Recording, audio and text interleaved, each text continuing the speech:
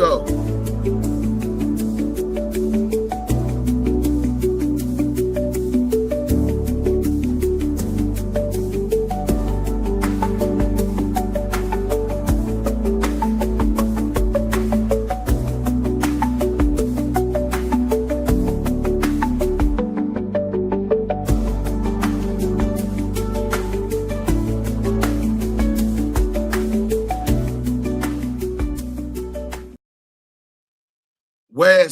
West.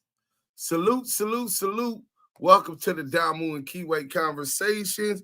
Please hit that like button on your way back in. We are back on the Active Chuck page. Could y'all please give them a beam to Richie Rich, please? Thank y'all. Welcome to the Damu Kiwe Conversations. I don't know if Yael gonna be busy. I know he was working. He might be popping up. Hit that like button. And if you're on IG, make sure that you hit that. Let me pin that on IG for y'all right now. Right? Let me pin that on YG. Oh, shit, I ain't even went live. Let me see. We got 100 EBT in the chat. 100 EBT is in the chat. They always on our web hosts, you know what I'm saying? Always talking about who don't matter, but they always on our web hosts, you know what I'm saying? But we got the content. This is part 2 of this is part 2. Let me fix this for y'all real quick. This is part 2 of Hoover Gumby targets Big U with slander. Blows up his set. We gonna get into this content, man. Big Bird, South Carolina. Didn't dude get the hint of what his homie was trying to tell him when he was going back and forth with another one of his Hoover homies? Yeah, with Hawk. People say a lot now that Big U not around. And that's crazy. That's that crab in a bucket mentality, Willie Lynch syndrome. You know what I'm saying? It's sad that it's so much self-hate for those that look like us. But remember, all kin folks ain't skin folks. All skin folks ain't kin folks. It's Photo Up TV. Hope y'all having a blessed one. Salute to you, Photo Up TV. We on the Active Chuck page. Hit that like button. We got the content. Y'all know what we do. Muddy Waters. Salute. You already know. Raider Q. Salute Duse M's chat in the Wrench Gang. 100. Hit that like button. Trips. P. Jones. Salute to everybody in the chat. Hit that like button. The chat is where it's at. Let's get active in the chat. In fact, Active Chucks in the chat. Hashtag ETE with them Active Chucks. Muddy Waters. Dudes with the baby fro. Yeah, they done made me grow my French braids back. Don't make me grow my French braids back. Monique Hill, Mo Hill, what up? Deuce in the chat. Salute to the Blue Ranch Mob. We is back in action. We're on the Damu Kiwe Conversation page, YouTube. We're on the Active Chuck page, YouTube, Twitch, and we ain't on IG right now. And then we're on the Lamonte Sims page. Damu and Kiwe Conversation is the realest, and we always lace our chucks up and definitely keep them active. Hey, man, if we don't do nothing else, we gonna do that. P. Jones, I got mind control over Big U. Yeah, he tells me to shut the up. But when he leaves, I be talking again. Salute, bro. Hey, listen, man, I love the energy. It feels good after being reported by the YouTube federales, the YouTube alphabets, the alphabets being CS2 badges, nigga. CS2 back, you know what I'm saying? Reported me, said that it was harassment. That's crazy. Someone who attacks black males every day on the internet, nothing but black males.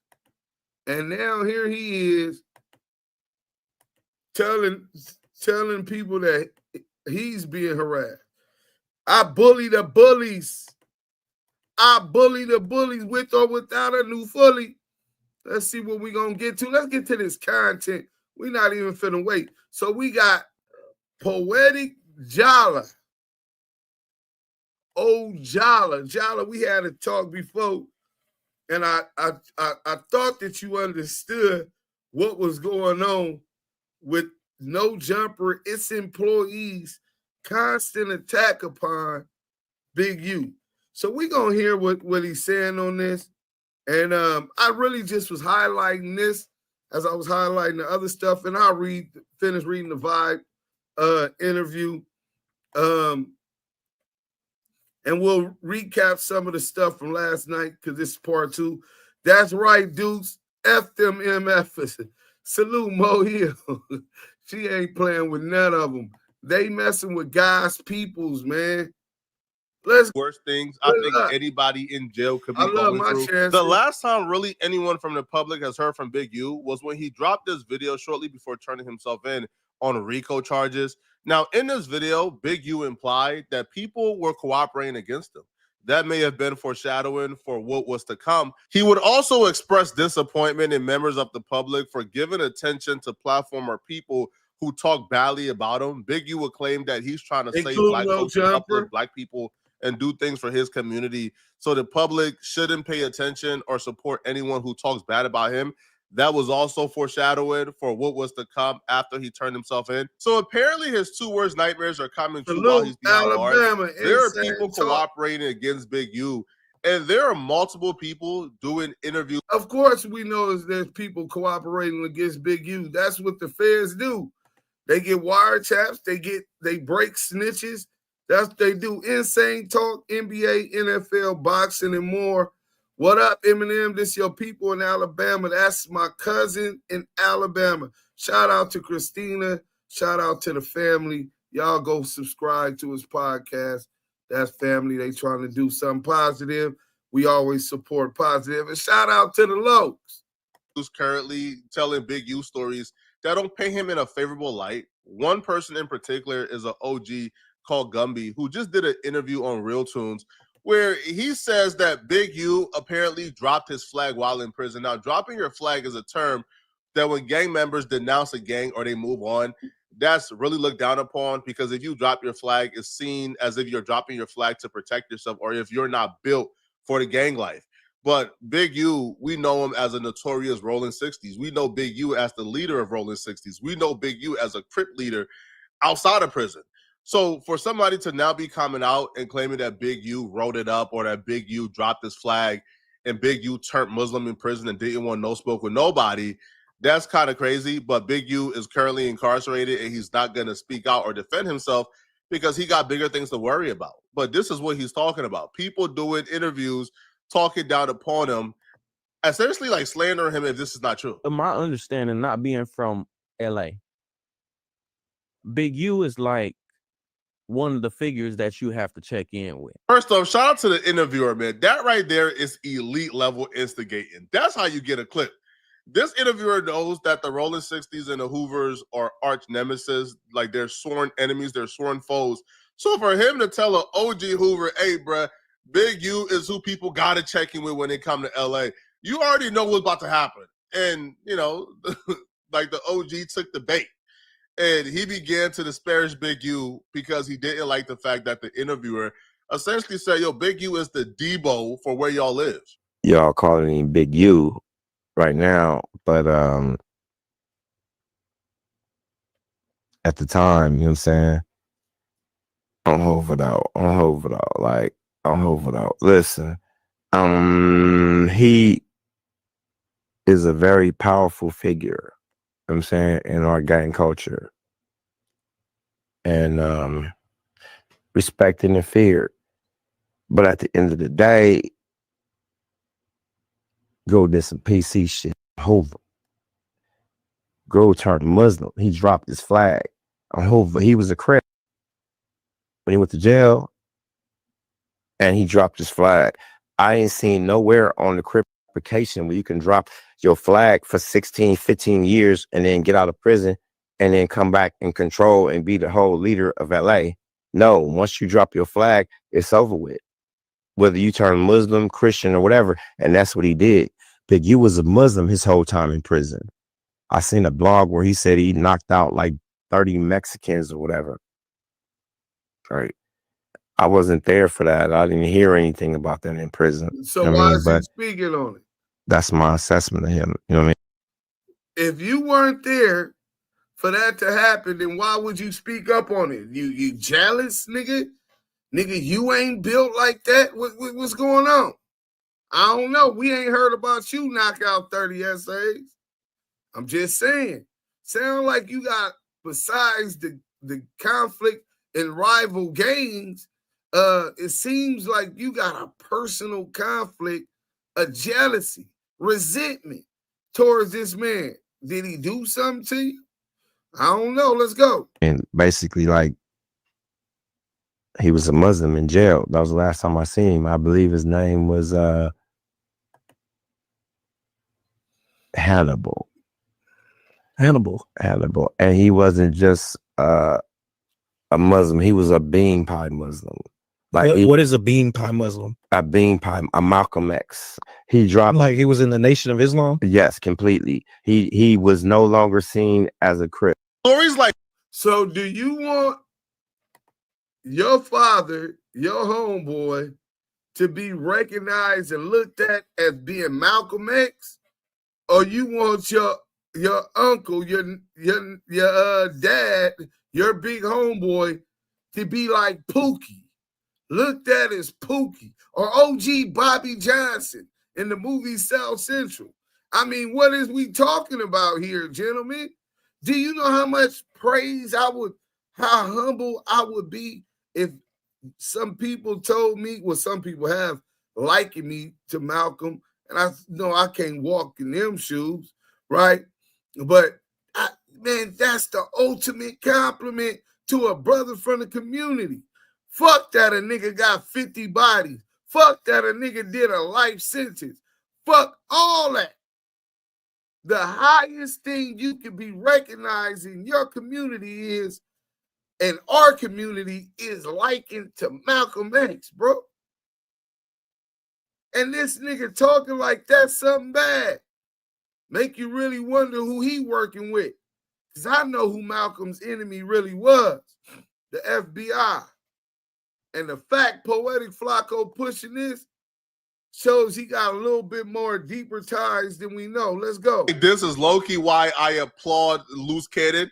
Loose Cannon is currently in jail facing a RICO, but you can't come on the internet and talk about Loose Cannon and think that a RICO going to stop Loose Cannon from hopping on that jail phone and responding back.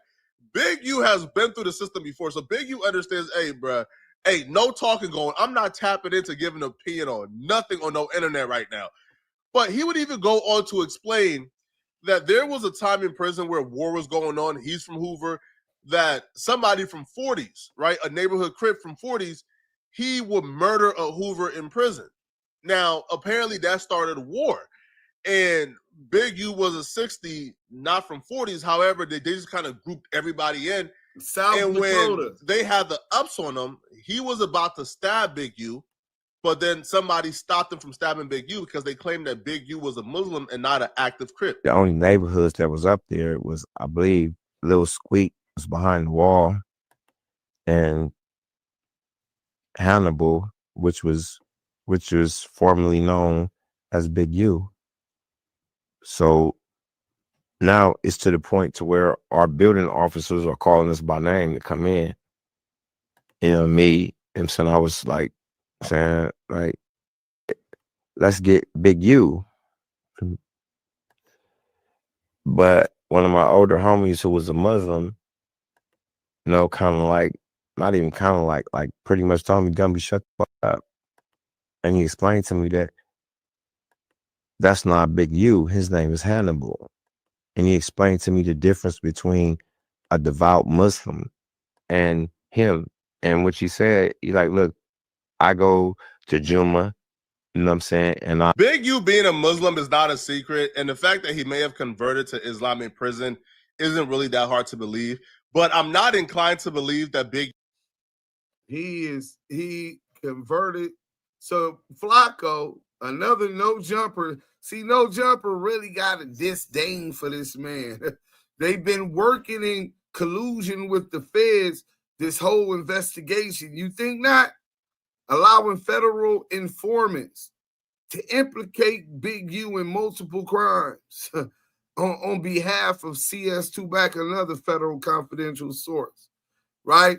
And now here you got Flacco just saying, so if Big U did convert to Islam while he was in jail, Big U converted to Islam on the streets. When he moved to Chicago as a teenager, he went to go stay with his dad. I interviewed his dad. That'll be on them wiretaps. You know what I'm saying? I ain't gonna release it because we're gonna end up doing a big documentary on Big U.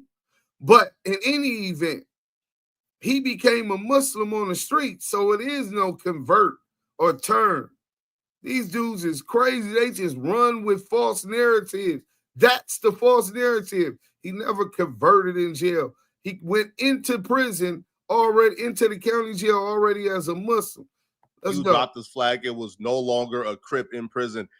That's not even possible, from my opinion, because for us gainfully employed people, what goes on in prison isn't our concern, nor do we care. But when it comes to gangbanging, when it comes to the streets, what goes on in prison is literally like their business. Like, what goes on in prison is what they care about. Like, what goes on in prison is damn near like that could be like a TM. They are alerted each and every day what goes on in prison. Who's the busters in prison? Who was dropping flags in prison? Who was a tough guy in prison? Who was a honcho in prison? Who held it down? Who wrote it up? Prison, they literally get a direct source reporting from prison every day. So if Big U was rolling it up and dropping his flag in prison and was not like that, and he wrote it up and he was copping pleas, Big U couldn't come outside and be a Crip.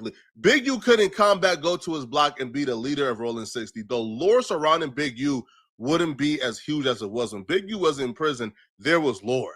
When Big U was in prison, it was really documented. Big U was that guy. Big U was holding county jail knockout records when he was in jail. So that's why I don't know if I believe it, but he can't really speak for himself because he's facing a RICO. Now, if this isn't bad enough, Big U is currently dealing with people apparently cooperating against him. Now, hey, Poetic Flacco, Poetic Jala, nigga. I'm glad you said that. That's why I'm here. He's fighting a federal RICO and is not here to speak for himself. But I'm going to speak on behalf of Big U. This nigga's a clown. We're not going to give credence to such a statement with a formal reply. But what we will do is address it and poke holes all through it. We'll be playing that footage. I was told there's multiple people cooperating against Big U. You see this right here? Hit that like button if you're just coming in. You see that? You get a look at that right there, right? For all you brothers in the section that's been compromised, look at that. It says the government should produce an index of discovery to defense by August 13th. Hey man, y'all know who y'all are, and I'm sure y'all didn't already parachute away from over there, bro. I'm sure that you guys got up out of there, that you individuals have pushed on, and if you still around there, brother, you's a dummy. You stupid. You know who you are. You've been compromised to the point where it's all going to come out, man. And then on another note, when they went to court, Big U, Loose Cannon, and all the rest of them, Loose Cannon he had a separate hearing. Ain't no telling what he's doing. And I guarantee you, brother, I'm not going to miss no more court dates. I want to make this clear. Loose Cannon is my friend, so I don't think Loose Cannon is telling.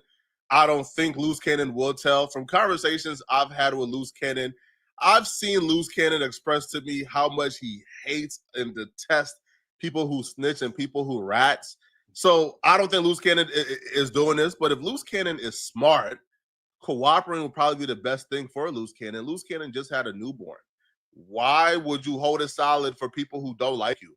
Because, bro, Loose Cannon and Big U beef has been documented on the internet. It's no secret that Big U despises Loose Cannon despises Big U. They don't like each other at all. They just don't like each other. So if the person who's your co-defendant, if the person, let's say they want you to cooperate against, is a person who hates you, is a person who don't like you, is a person who don't want to see you win a shot, then why are you holding it solid again? Why aren't you telling again? I don't know, bro. Hey, listen, bro, put me on a RICO case with somebody who I don't like, bro. I'm gonna make sure they do 100 years. That's a fact. But Loose Cannon is keeping it solid from what he's expressing. But apparently now Loose Cannon has a separate court date. So people, there's rumors floating around that Loose Cannon may be cooperating because of this. Now, one of my co-hosts, Young N, he did a video where he claims that he's been in jail for a large portion of his life. So he understands how cooperating happens, and he believes that Loose Cannon is cooperating against Big U, and here is his reasoning for it. Now, this is his reasoning, not mine. This is his reasoning, not mine. I don't know what you doing in there. I've been in there. I've been in your shoes before. I know it get hard, and I know cream pies, as you would like to say, and sweeties like you crack. It's a known fact. I've already been in jail multiple times and haven't cracked. You having secret court proceedings without the rest of your co-defendants being there. What is this, like a proffered hearing? Or like what are you talking about with the judge and the rest of the court that your co-defendants can't hear if it's not a bond hearing? That's the only thing you show up to by yourself. It's not no separate hearings unless you working with the government. And people are going to your court dates and they're seeing this or saying this. So this is the thing. You don't have my brother number to call. I never said you called my brother number, but I did say that you called three-way. And me saying three-way may have misled some of the people. Young Ant will also accuse Loose Cannon of cooperating because he would claim that Loose Cannon hopped on a phone call with somebody he knows. I think it was his brother. And Loose Cannon asked his brother for drugs and how he could get drugs in prison. And the brother automatically hanged up the phone. According to Young and Half, and Loose Cannon denies it and says it's not true whatsoever. But Young and Half says the only reason you will call somebody from a federal prison and ask for drugs is because you're cooperating. Loose Cannon will respond back to this, and Loose Cannon will say this is not true, it's false, and he don't even know where they got it from. Irregardless of what somebody's talking about, I'm gonna be there. I'm gonna make sure that I know what's going on, because it's a lot of secret stuff that's going on that we're not privy to. And I went down there and I pulled all the minutes and stuff like that. The boy Loose Cannon keeps saying he's finna come home, right? What do you guys think about that? That man come home, man. And if you guys can't see with y'all third eye, you guys got to be totally. Yeah, who in the fuck would ask? First of all, everybody knows me. I don't smoke. I don't drink. I don't do none of that shit. Last week they were making fun of you for not even being able to be around weed, bro. You can't even be around weed. Everyone knows that shit. Oh, that's the dumbest thing ever in life. Yeah. I'm gonna call on a federal phone where I know they record my calls, and basically you dumb like that. You trying to set somebody up in court, and then I'm making a drug deal on the federal phone. That's the goofiest shit in the world. Just last week they saying that I can't be around weed, but now I'm. Hey, cut shit. If people say anything and try to do anything to smut you, if I was asking that, why they didn't record the call? Yeah, that's one of the things I didn't understand about it. I was like, shit, I ain't hear him say that. Yeah, who in the fuck would ask? First of all, everybody knows me. Yeah, right now at US Cellular, you can get 4 free phones plus 4 lines for $90. Hey, we're tired of having the wool pulled over our eyes with these. And lie snitch on another nigga. Smoke, I don't drink, I don't do. You the nigga from 8 Mile. Last week they were making fun of you for not even being able to be around weed, bro. You can't even be around weed. Everyone knows that shit. Live on IG now. That's the dumbest thing ever in life. Yeah. I'm gonna call on a federal phone where I know they record my calls, and basically they listen to everything I say, bring it up in court, and then I'm making a drug deal on the federal phone. That's the goofiest shit in the world. Just last week they saying that I can't be around weed, but now I'm. Hey, cut shit. If people say anything Hit that and like try to button. do anything to smut you, You if talking about I people was on asking that, IG? why they didn't Go to record the Active call? Shots. We live if you want to see the that's one of the things I didn't understand about it. I was like, shit, I ain't hearing say that. It might not be loose live. cannon that's cooperating against Big U, Go but to there is a lot YouTube. of cooperants. I can't even begin to tell you how tragic I think it is, bro, Yeah, or how poetic- tragic I think this case is going to end up. I don't know, bro. Based Poetic on how Jala- many people is What do you know about a federal RICO case? What have you experienced? Why would we believe your assessment of what's going on, especially when you're talking about loose coochie ain't ratting? But that's just like his idol, DJ Wackademics, a.k.a. Acadiddy. You know what I'm saying? So we finna get to this content. Last night, Big U PC'd up, no jumper allows Gumby slander. Man, no jumper versus Big U. They got takedown notices from letting loose cannon do that Papa Dirt salute. And here they go again. And you got all the no jumper YouTubers pushing this issue, running this content and this narrative, all their names. They're trying to build a narrative on Big U. This is crazy. Let's go. Hit the like button.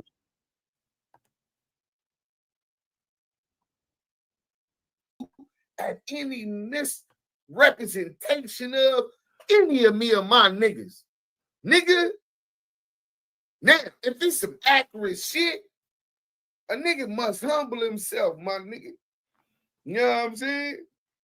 And right now, we came to humble Hoover Gumby today. See, we gonna make this a teaching moment. You know what I'm saying? People, hey, first of all, salute Hoover Gumby. You definitely,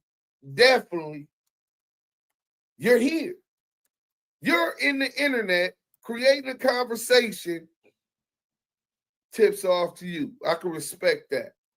You was getting it one way, you trying something different, but one thing you can't do is mix oil and water. That's the messy shit.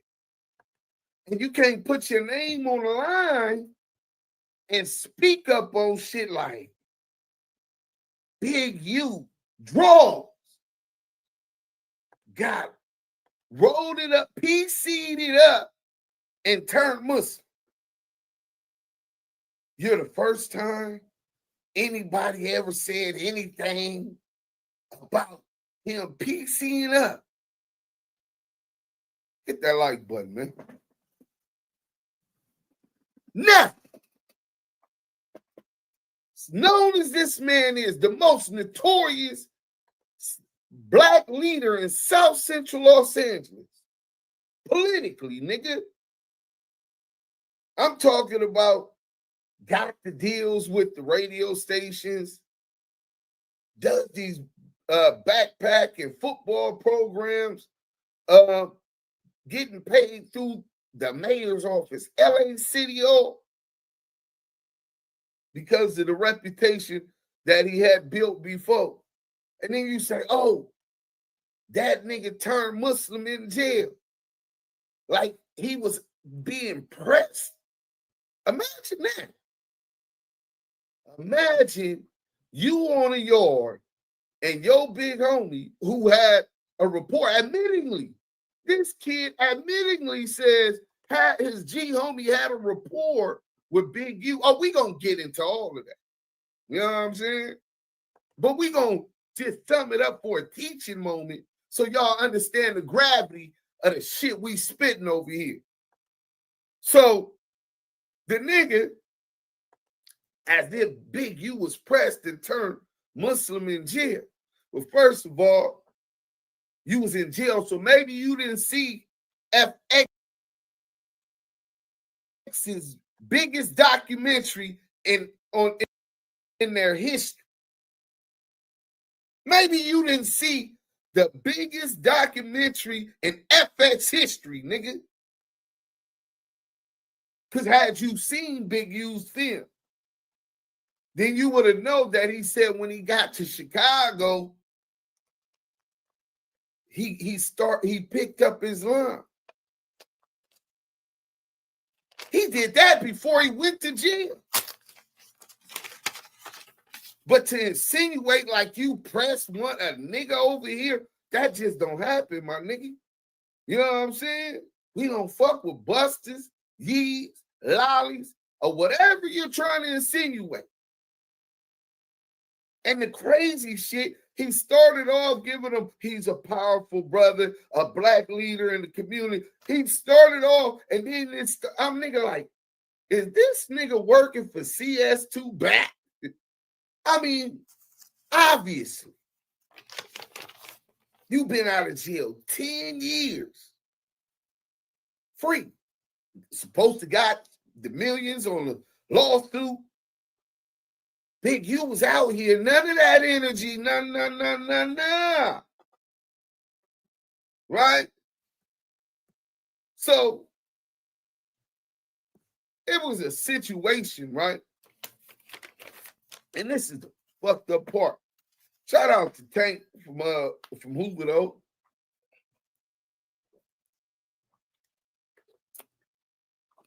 Some of the Hoovers fuck with that nigga. Are you crazy? Even though TD and them could tell you a story about when they went to Tookie's funeral, right? A cold situation. TD just don't do the internet because all you police ass niggas on here is investigating. He just take care of his family, go to work, keep his nose clean. But he could tell you a story where that was a situation, but Big U told me that story. But even crazier, I remember hearing a famous story about Big U, right? And Big U told me that it'll be in the paperwork because the feds had the phones tapped the whole time anyway. Facts, receipts. That's what we do in the Damu Kiwe Conversation. I don't know where you do it, where the bar at, but we kind of up there, my nigga. You know what I'm saying? And we had receipts the whole time. Hashtag ETE. Hit that like button, man. So, first, Big U was a Muslim once he went to and read that book when he went to move to Chicago. Maybe you don't know who his father is, what his father do in Chicago, Illinois. Maybe you don't know the story, but since you ill-informed, but got the audacity to come publicly and slander one of my niggas, then you know it's up. Hey, but look, hit that like button. Let me get into the chat, man. I ain't even been in the chat. Hit that like button. Hey, to those on Insta, I pinned YouTube Lamonte Sims and that Damu Kiwe Conversations. You can go up there and get the content.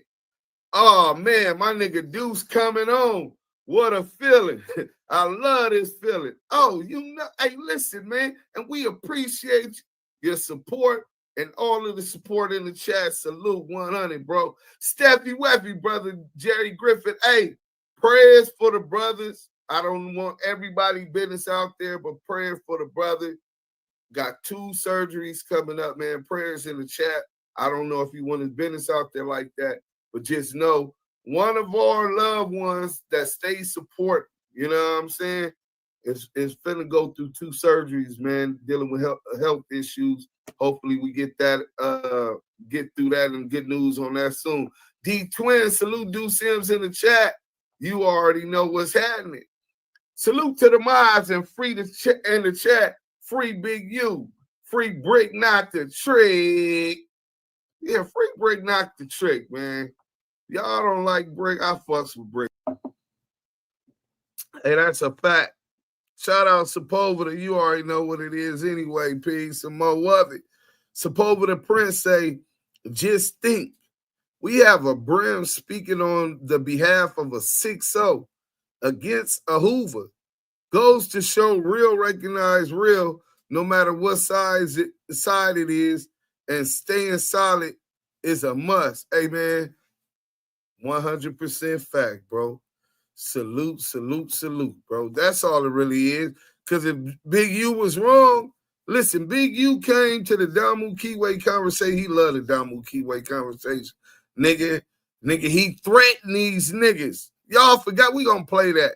Take y'all back. But, man, when he first came, he said, hold me to the highest standard.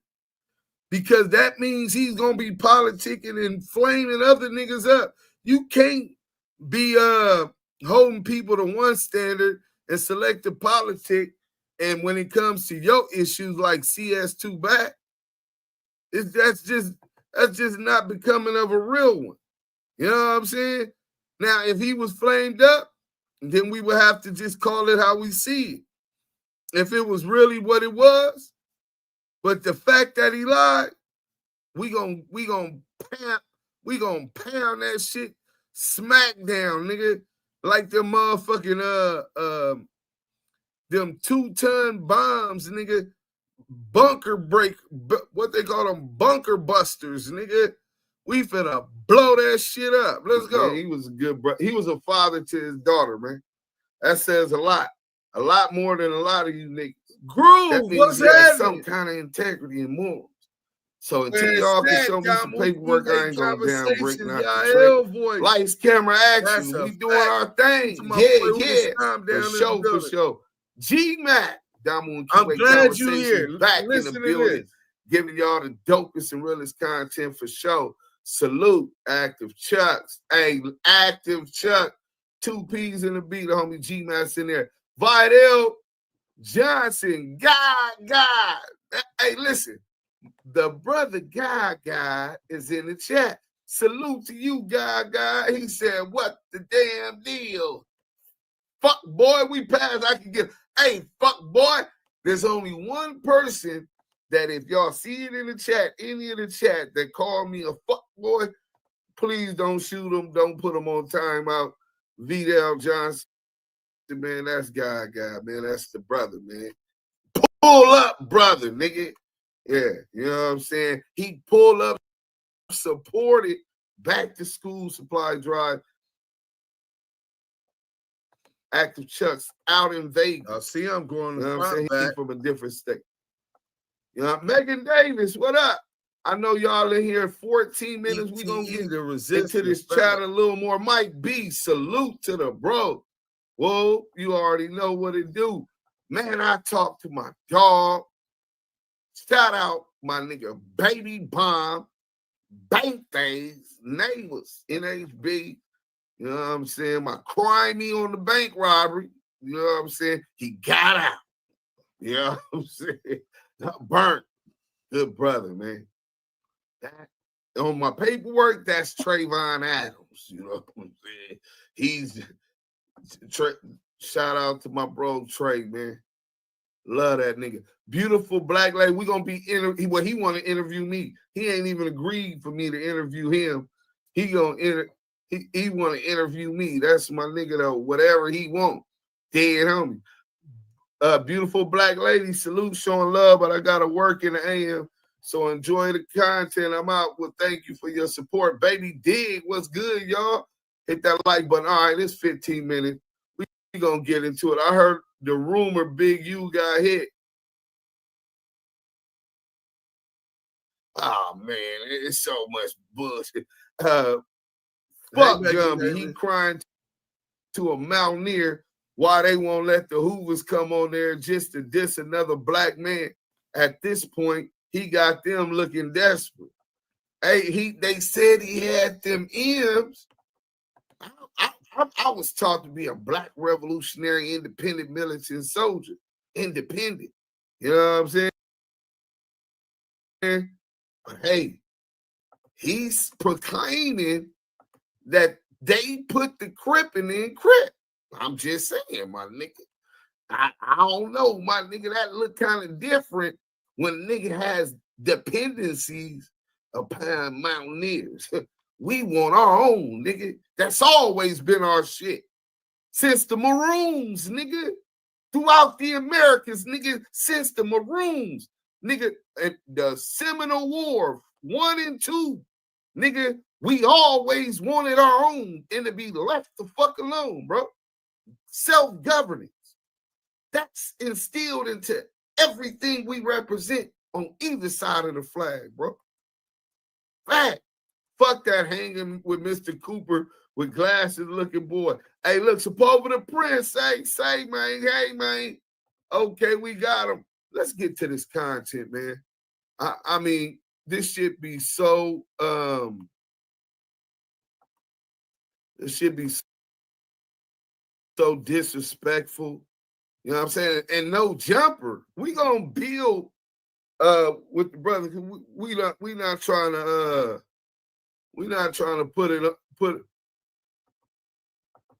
put it on you and not hold the mountaineer accountable.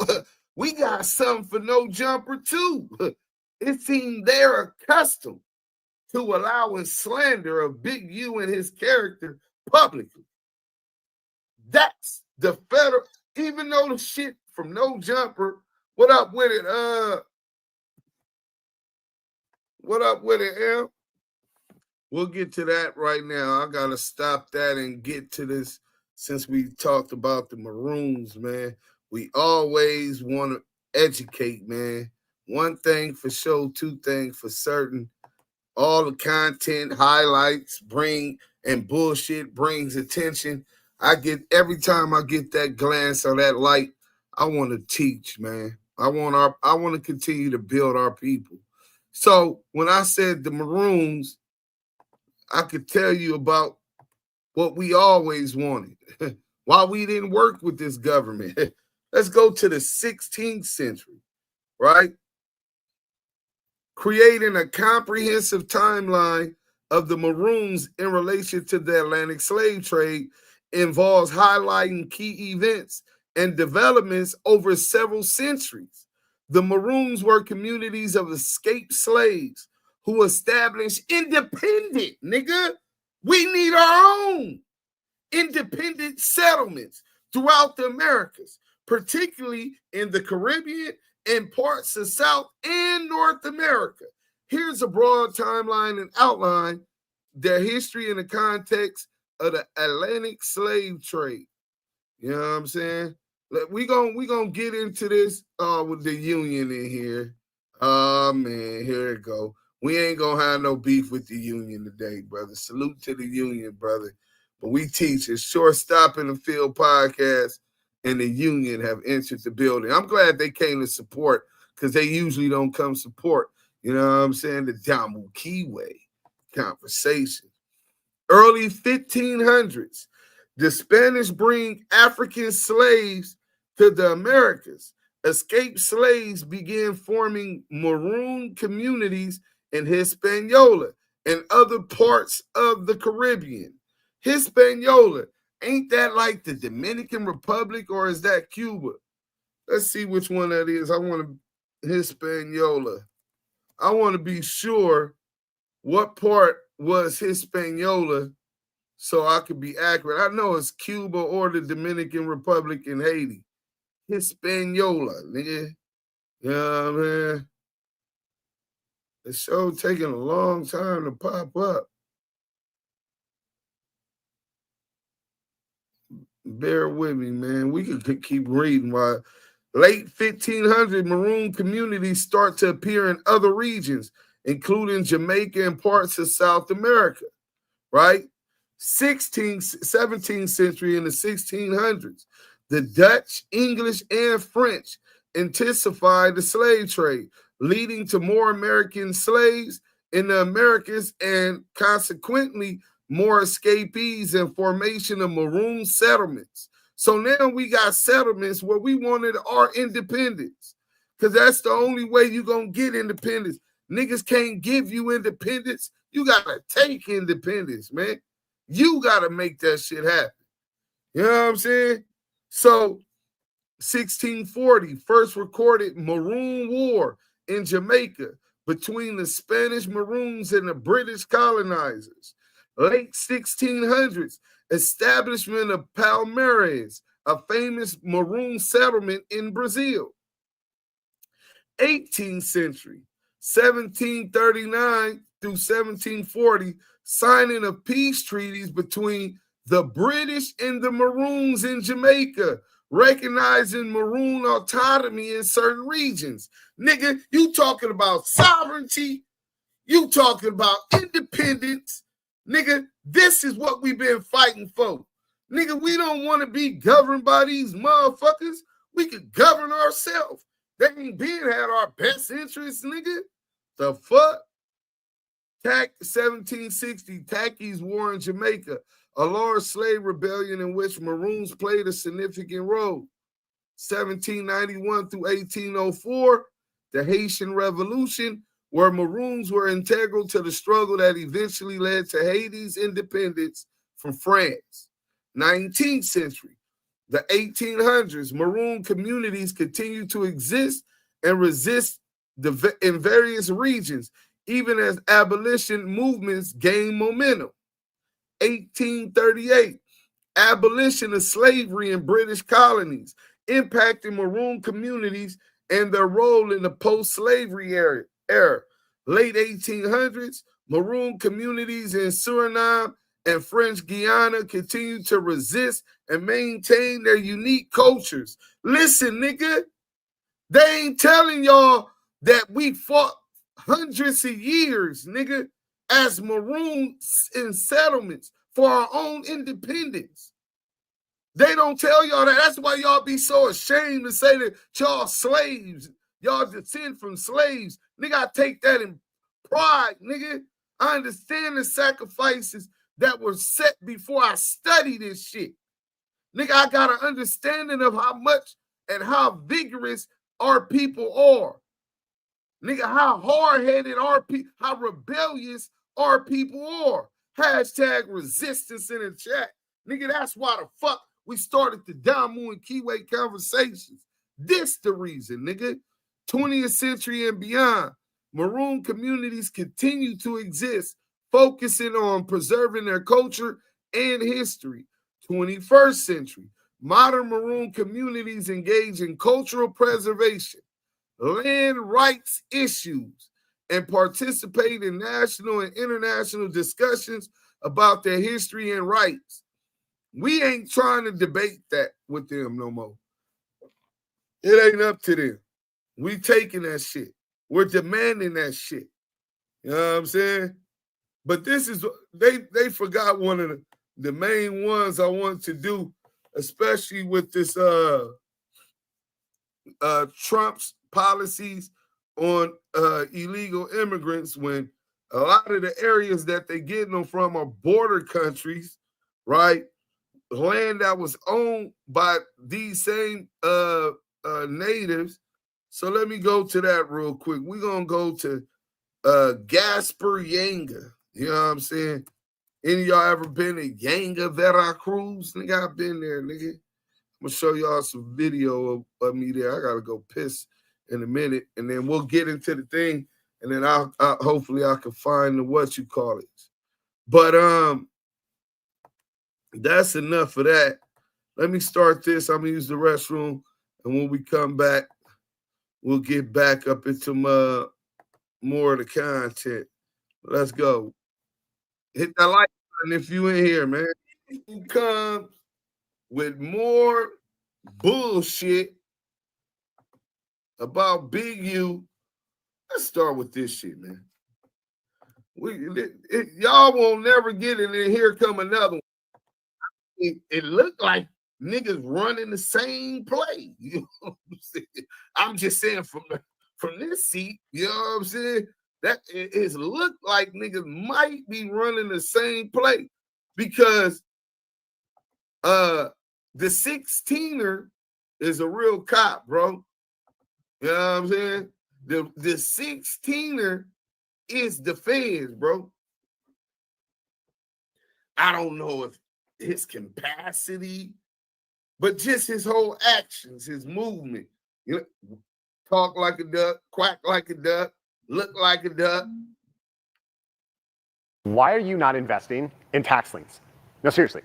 Why are you not investing into one of the most incredible real estate strategies that's the most passive and creates the highest rate of return? Now, I bet you're thinking, Brian, I don't even know what that is. And even if I did, I don't know how to do it. So 5 things I want to go over just quickly with you. The first thing about tax liens is it doesn't take a lot of money. The second one is, how do I find these tax lien certificates? We'll show you how to find them at our free training. You can do it right from your own house. The third one is, this is the safest place I have found to get double-digit rates of return. The reason that this strategy is so powerful is because the government mandates these returns. On average, we get 50.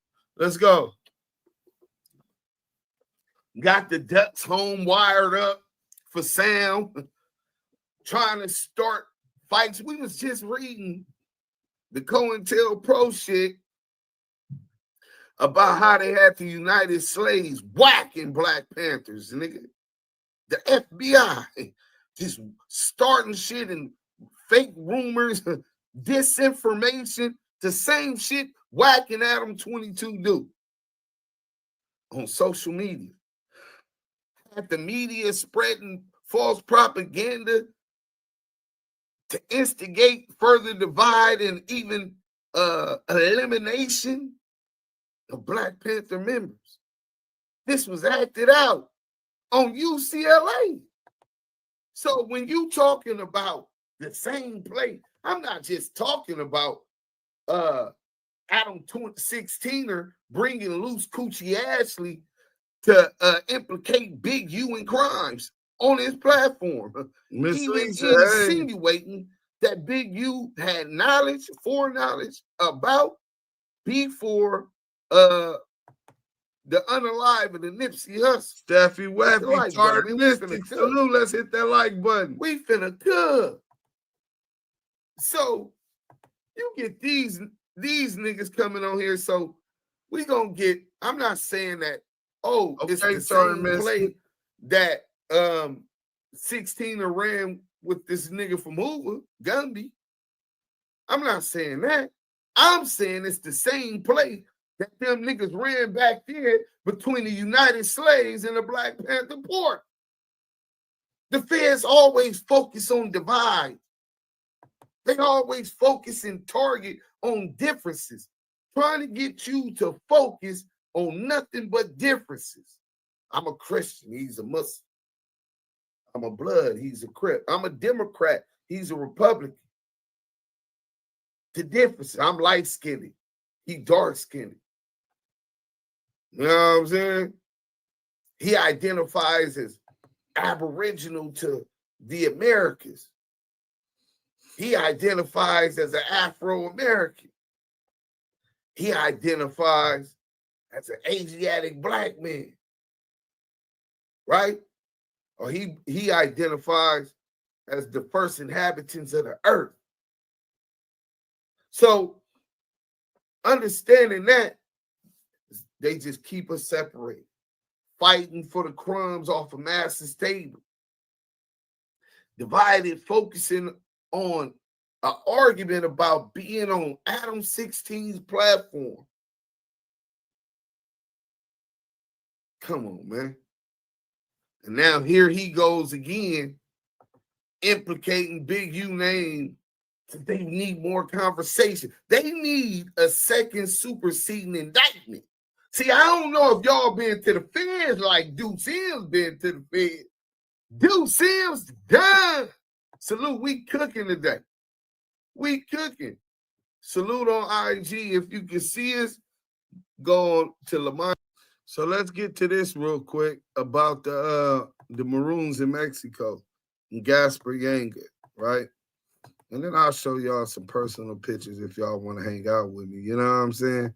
But let me give y'all a little bit more education on that. The content is content. So hit that like button and share. The content is content. Y'all ain't got to worry about that part. As long as y'all here, y'all going to get the content. So down in Veracruz, the biggest slave port in the Americas, Gaspar Yanga, often simply Yanga or Nanga, was a Central African man who led a Maroon colony of enslaved Africans in the highlands near Veracruz, New Spain.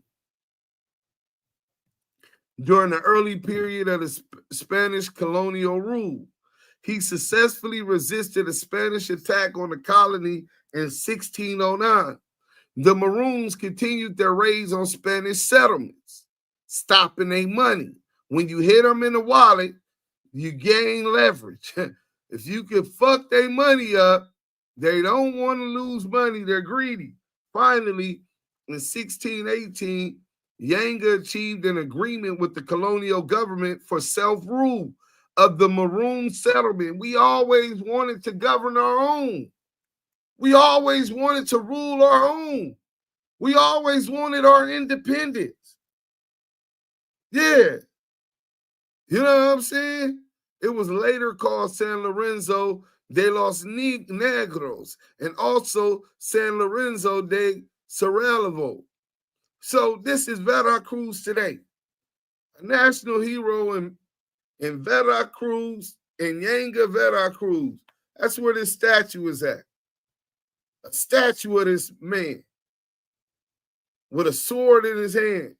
The chain still hanging off his thing that he had broke for a symbol of freedom. And he got with natives up in those mountains, and I think they had like 200 soldiers. They didn't have that much. They just was putting that work in against a whole country. Rest in peace to Gaspar Yanga, man. The next time y'all look at these illegal immigrants as if they're the problem, when this land was theirs already and got took, just like your freedom was taken from you, your independence was taken from you, you might want to realize that they got a lot more in common with us, meaning our enemy, than they got against us, man. Let's go. The active Chuck page right now, I can't go live. CS2 back took me out the game for 7 days. Maybe tomorrow it's up. I'll check. Hey, 2 Capone, book, nigga, what's happening? Let's pop about it TV, divide and conquer. Hey, man, that's a fact. It's the only way for them to have a chance. Listen, because united, hey, I done been on them yards, nigga. I done seen what unity amongst people that look like us look like. And how far niggas gonna go. Yeah. Some real strong brothers from across the Americas, nigga. Niggas gonna stand for this blackism against all oppression, against all inequalities. You know what I'm saying? Now, if you're cool, you know what I'm saying?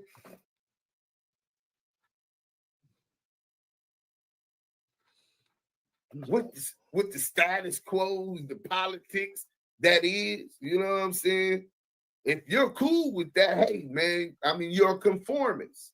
Maybe it's because you benefited off of the structure. You found success in that. I get that. You know what I'm saying? But we want to change the whole dynamics. We want our own independence. Because we independent. Sound like the Maroons, huh? When we don't, our biggest bank. Sounds like the resistance of the Maroons is being articulated in 2025 on social media. All I'm doing is mirroring exactly what the Maroons wanted and stick to the script, while everybody else have become conformist, conforming to the norms and the laws of this country, of this federal government, the United States of America, Inc. I just want the same independence, economically, educationally. Sounds like the same thing those people fought for, huh?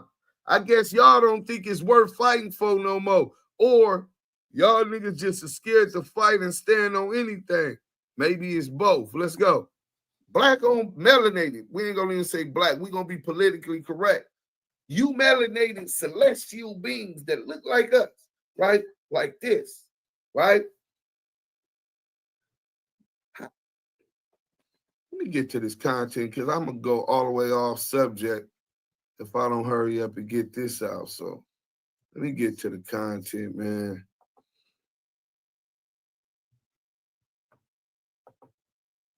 Shout out to the chat, man. The chat's where it's at. Stay active in the chat. I'm gonna give y'all the question. The poll. So CS2. Let's go to Gumby. Let's go to Gumby from Hoover. I think he 9 Duse, so Hoover Criminal Gang. This how he represent himself at this age. Salute to him. You know what I'm saying? Maybe he really believed in what he stood on. I can get that, but we got to see that in action. Let's go. Resist the ordinary and embrace the wow at Floor & Decor. Conversation. Hit that like button if you haven't already done it. If you're just getting in, welcome to the Damu Kiwe Conversations. We got the content. Let's go.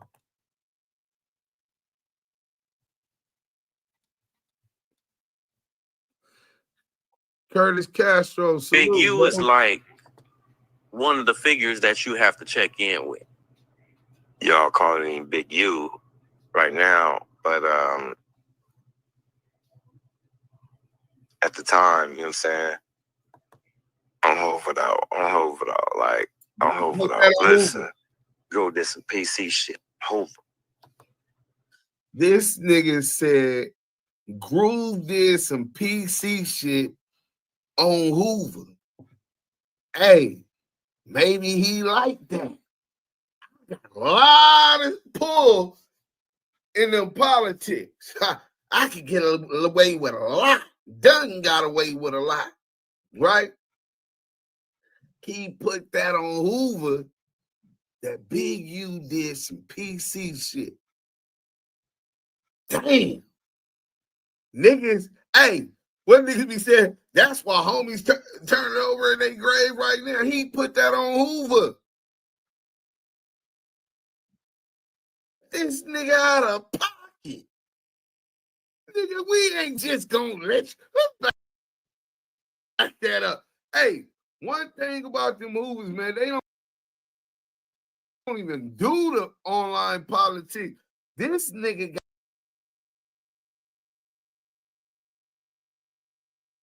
gotta be a joint. Not only to be on here doing this, going back and forth with the other boys, now to put that on Hoover.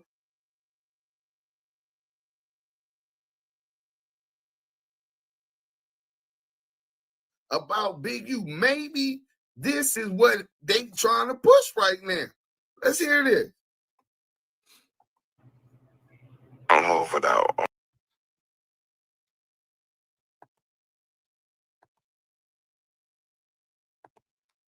Man, this shit is really terrible. On hold it out. Like, on hold it out. Listen, go did some PC shit. Hoover. Grove turned Muslim. He dropped his flag. What? Yeah, I seen it, Larry Jameson. Muslim. In jail, he did some PC shit. He turned Muslim and dropped his flag. This is what a Hoover nigga is telling y'all about Big U on Hoover. On Hoover. Damn. Hey, listen, bro. It's so, bro, the irony of it all. Fuck all that. I'm finna clear this shit right now. Hit the motherfucking like button. Nigga. There's a story.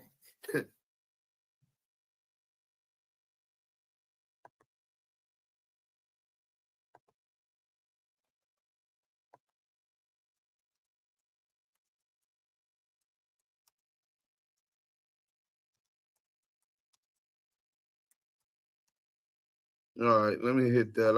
I'm all through this thing, and I guess that's messing up the thing. I got too much stuff open. That be them long ass live. All right, boom, here we go. We should be back on. That big you, the nigga you said did some PC shit. Handled one of his own people. Yeah, he gonna get an indictment on the Hoover. That got touched because niggas got paid by some Mahindes. Mahindes paid a nigga to do something to a nigga from Hoover, and they moved on it unauthorized. And instead of a war, Big U stood on business. Nigga knocked the nigga eye out the socket. Nigga went to the hole where he paroled from. Where the fuck he do some PC shit in front of some Hoovers at, nigga? Muslim, the nigga was a Muslim before he went to the pen. When he moved to Chicago, he was still a teenager. He came in a Muslim. Ain't nothing changed. Maybe in your belief. You know what I'm saying? And I'm going to get into that. We're going to get into just the whole politics about gang members assume because you're a gangbanger, you can't have no belief in God or any spiritual relations. Even such agenda sound like it come from the devil, nigga. You mean you discourage any belief in the Creator, the Most High? This brother's so out of touch. His aura is so fucked up. He don't even see these little calculations. But in their mind, because you're a gang member, you couldn't have any religious belief. But Big U came in to the pen from Chicago, where he became a Muslim. He read the Malcolm X book. If I know the story and it's public, you should know the story before you come up on here putting shit on Hoover. Damn. That you can't stand on, nigga. Not even mention the fact you've been out of jail for 10 years, bro. We heard nada. Not even poquito, nigga. And a nigga fighting the United States federal government. United States versus Eugene Henley Jr. The weight of that on a black man's shoulders. And you get up here and this is what y'all promoting to the internet community. This is what the Hoovers is putting forth to the internet community. The Chevy Equinox is more than an SUV. It's your chance to give back and your safety. I hope y'all enjoying this content. We finna teach though.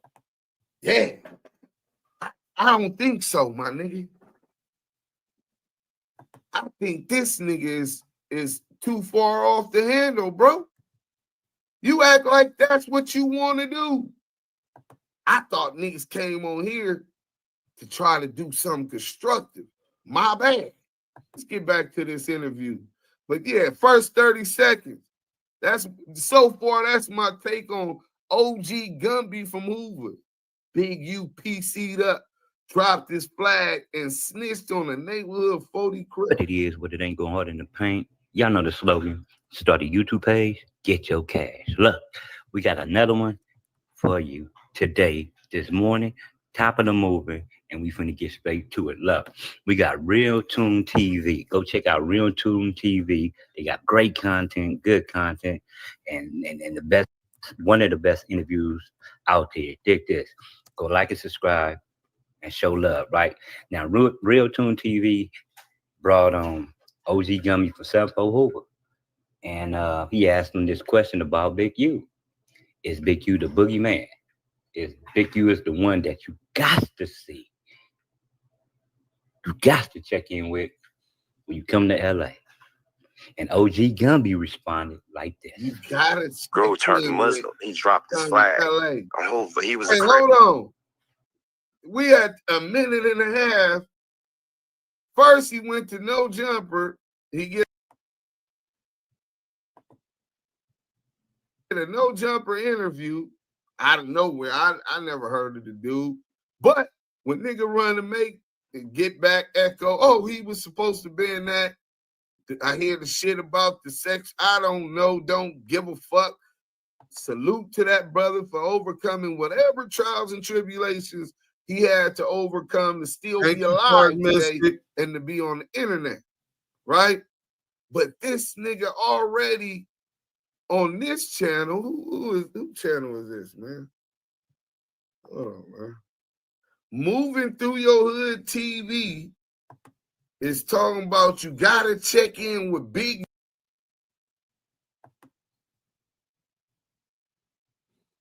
What's going on? You, when Big U is facing a federal indictment for saying niggas gotta check in with him or them or us, however they want to frame it. Let's go. 1:24. This is how we start a 9-minute interview. Damn, this is crazy. When he went to jail and he dropped his flag, I ain't seen nowhere on the Crip application where you can drop your flag for 16, 15 years and then get out of prison and then come back and control and be the whole leader of LA. No, once you drop your flag, it's over with. Whether you turn Muslim, Christian, or whatever, and that's what he did. Big U was a Muslim his whole time in prison.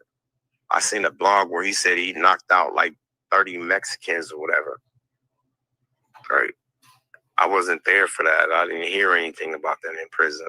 You know what I mean? But that's my assessment of him. You know what I mean? Basically, like, he was a Muslim in jail. That was the last time I seen him. I believe his name was Hannibal. And he wasn't just a Muslim. He was a bean pie Muslim. Like, what is a bean pie Muslim? A bean pie, a Malcolm X. He dropped. Like he was in the Nation of Islam? Yes, completely. He was no longer seen as a Crip. We had a situation to where my gang and let's stop there. In the neighborhood.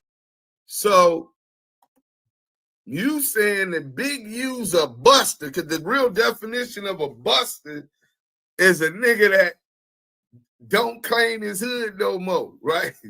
That nigga did some buster shit, which would be a little different.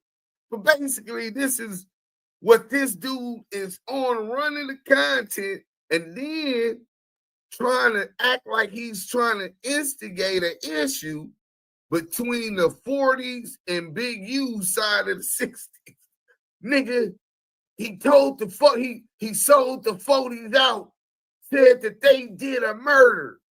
Why is you on here talking about who did some hot ones and about who's checking in and we just getting to know you? I'm really asking myself, is this nigga compromised with CS2 back? Stand on the media here. You already know, Deuce. That's a CS2 badges play. You know he plays both sides of the game. Wax them. Hey, listen. Before I even got there, my nigga stand on the media fast as a motherfucker, nigga. He already sees the play. It's this CS2 back's mortal enemy. Says he would just happen to be in the pen with Big U. The first person who ever said that, say he was no longer looked at as a Crip.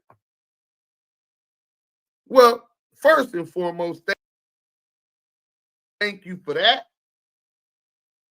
I'm quite sure with all these bitch-ass niggas in his paperwork right now, it's a whole lot of bad feelings he might have to say looking at some Crips, specifically his own homeboys or so-called associates. You know what I'm saying? I'm quite sure he has those type of thoughts at times right now.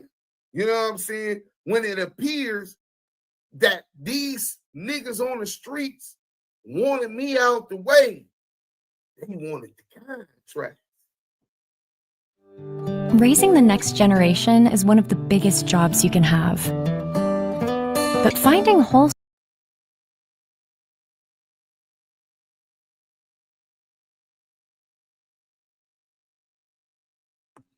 Let's hit that like button. So jealous that they wanted the contract.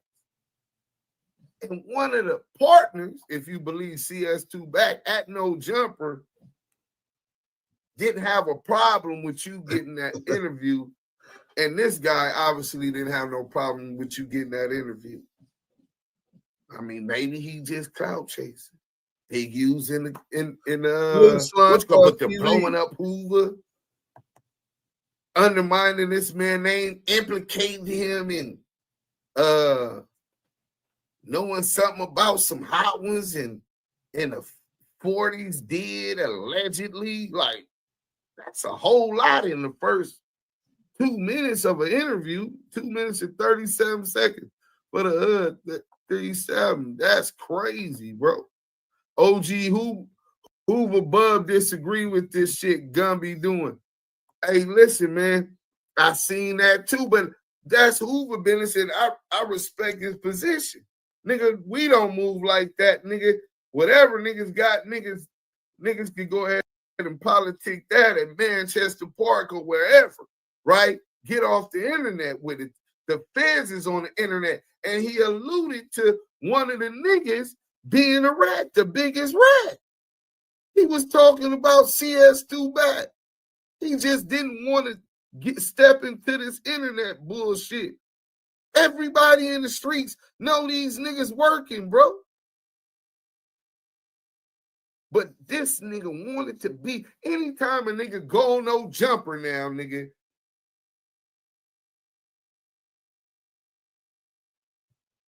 What's wrong with this? Let me see what the hell's going on.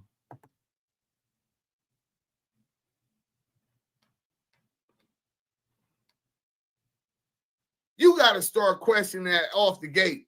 What's this nigga's intention? Is he compromised? You know what I'm saying? Shit. They dirty bag up Big U name and keep the homie in the big. Yeah, that shit crazy, bro. Niggas live in this nigga's shadows, nigga. Nigga, you couldn't even look that nigga in the eye. Went to war. Saying when I was in prison.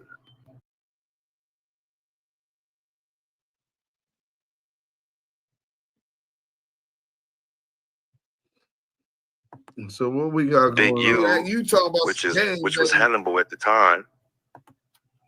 He basically got a pass. The day my homeboy Straw Dog, HRP from 07, got killed in Folsom, Marcelli was the homie from 11 Deuce, you know what I mean? And he had the yard, basically meaning that he was like, he had the keys. And, you know what I mean? He was a little bit older than me. And he knew a lot of different, older, gang members from different gangs. And he was, fairly acquainted with, Big U, who name was Hannibal at the time. And on the day that Straw Dog HIP got killed, we getting, tidbits of different information about what happened. I ain't gonna argue. First we heard that it was a riot in Folsom. Believe you. And then we heard that I think that's very well put. A black got killed. And then we heard that it was a black on black situation. Hannibal comes through the work exchange gate and he's calling my big homie and he's basically asking this.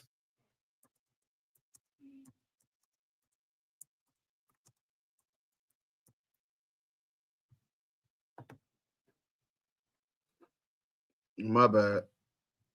Every time I go try to answer a message or something, I mess up the damn thing. I'm saying you hurried over and talk to the homie, and I was a few feet away from where they were talking at. And he explained. Real quick. Do they know Jesus' disciples was thugs?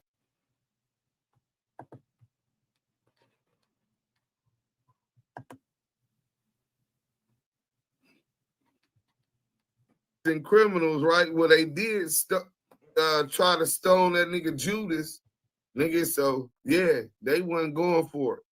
But I see a lot of other people got different ideologies, you know. They look down on anything associated with structure. Let's go. He said, you know what I'm saying, Assalamu alaikum, brother. You know what I'm saying, I'm sorry for your loss, you know what I'm saying, et cetera, et cetera, et cetera. And the homie, like, oh, my bad. Everybody, please stand up. Oh, hell. Yeah, it's in the building. Hey, if they didn't know music, so that I could think, right? So let's go. So here it go right here. You say the fact that they kept us down only backfire. Oh, okay, here it go. Boom. Duse M, go to baby cartoon for 5'9". Who we seen that. Likes are close, but could be a wee bit closer. If you haven't yet, remember to tap like. Gumby about to get an indictment on the Hoovers. They better X him out before he complete his mission. He is the 600 of the Hoovers. Oh, yeah. Stand on the media. Let's see what they saying about this. I don't believe shit that nigga Gumby says. Gumby a goofball. Sepulveda the Prince. We got a super chat, Tarn Mystic. We'll get to that before we get off. Deuce, the only nigga on earth doing reaction to his own reaction. Salute Deuce M, a real gangster. To get active while it's still legal.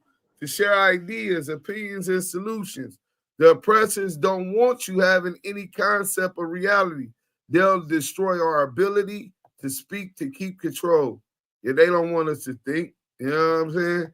They want y'all off that lean. All right. Whack 100 CS2 back want Big U contracts. That's money. That's why he wanted to get him out the way. Big U facts. These sorry motherfuckers coming after this man, Big U, because they jealous.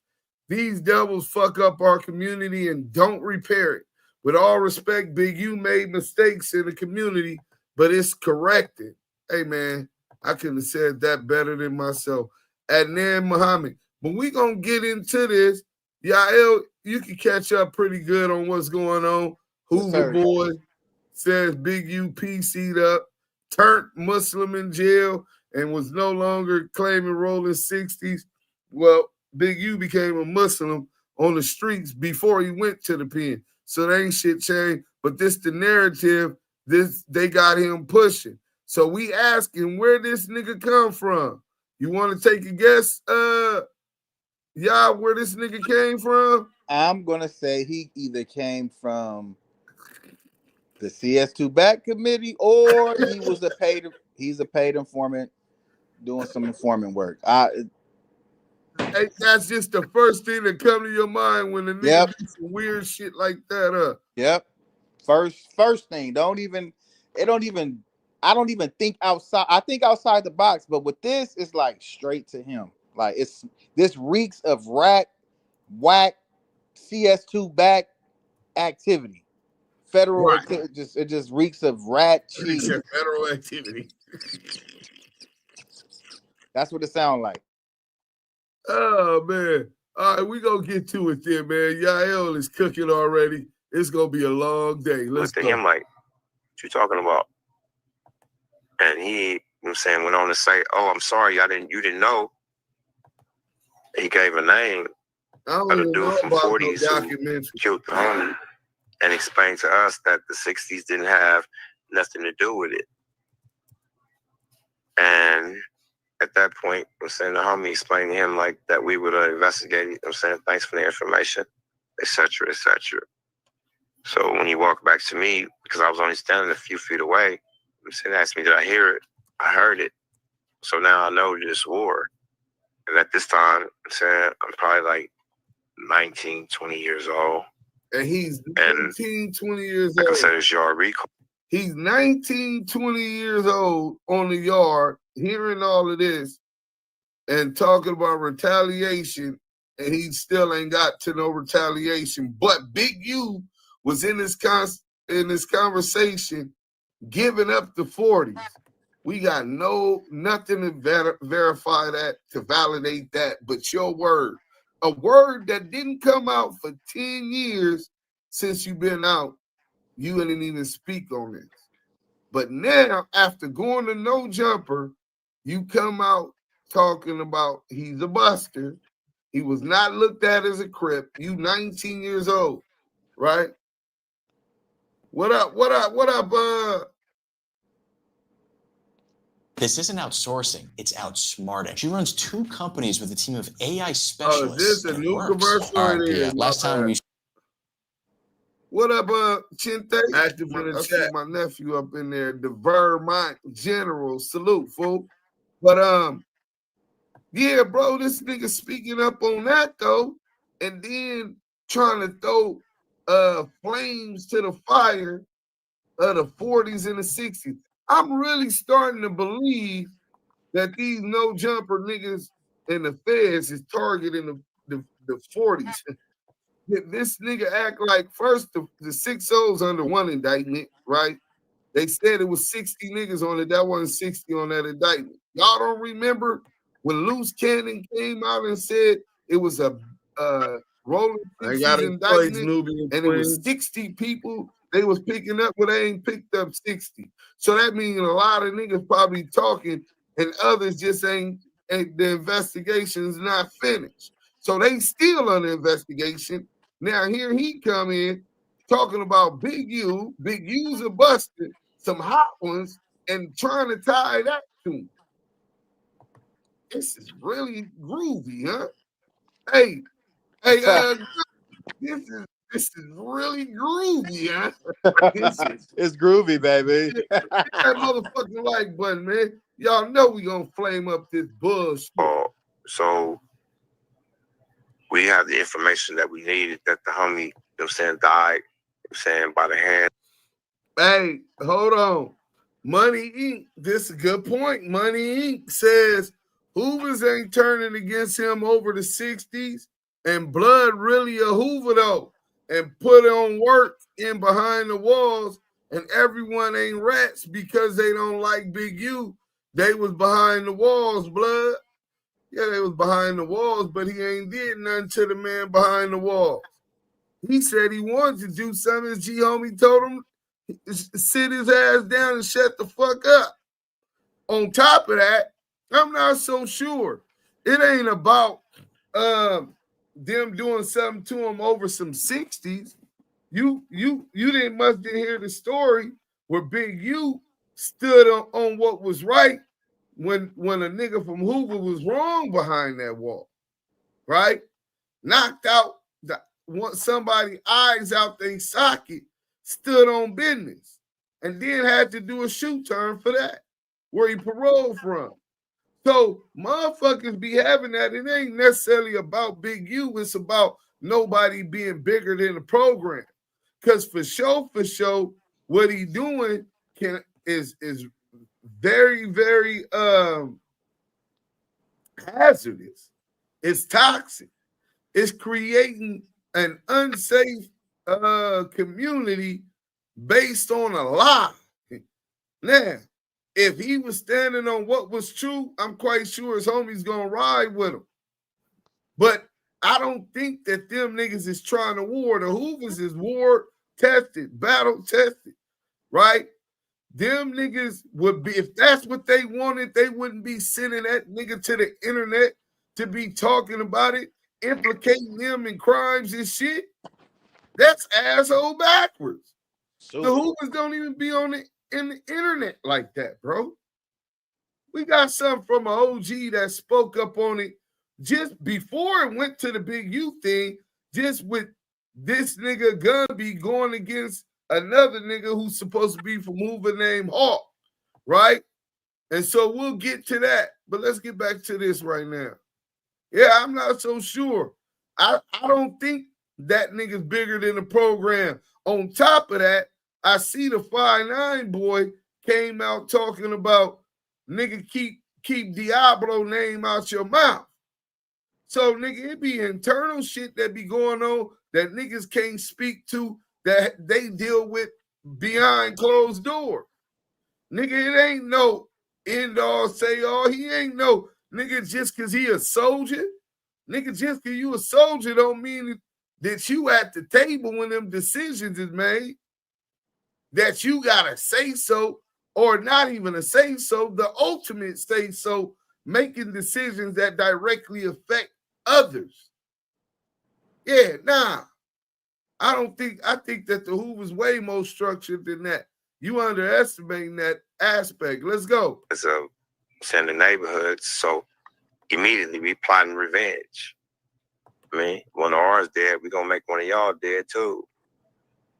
So the only neighborhood 60s, actually the only neighborhoods that was up there was, I believe, Lil Squeak was behind the wall, and Hannibal, which was formerly known as Big U. So now it's to the point to where our building officers are calling us by name to come in. You know, me, and so I was like saying, like, let's get Big U. But one of my older homies who was a Muslim, you know, kind of like, not even kind of like pretty much told me, Gumby, shut the fuck up. And he explained to me that that's not Big U. His name is Hannibal. Is this nigga on drugs? Let's count the smiles. If you want. Amazon Freight scales with Listen, man. Conversations. Tell him again, y'all. They're talking about he's go Damu ahead. Kiwe Conversations. Nobody say that Damu Kiwe the way Yael say that Damu Kiwe. Another nigga say that Damu Kiwe the way Yael say that Damu Kiwe, nigga. Yeah, man. Yeah, this some nasty work though, bro.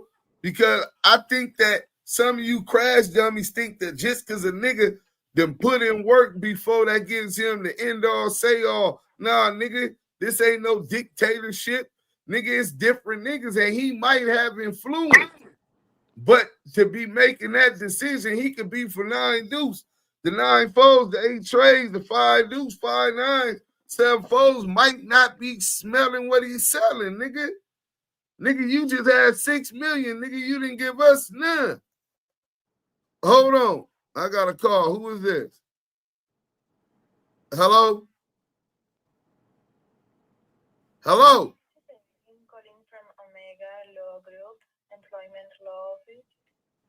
Okay, you Omega Law Group calling about what?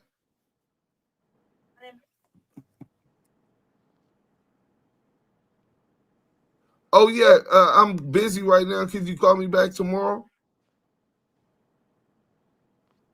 All right, bye.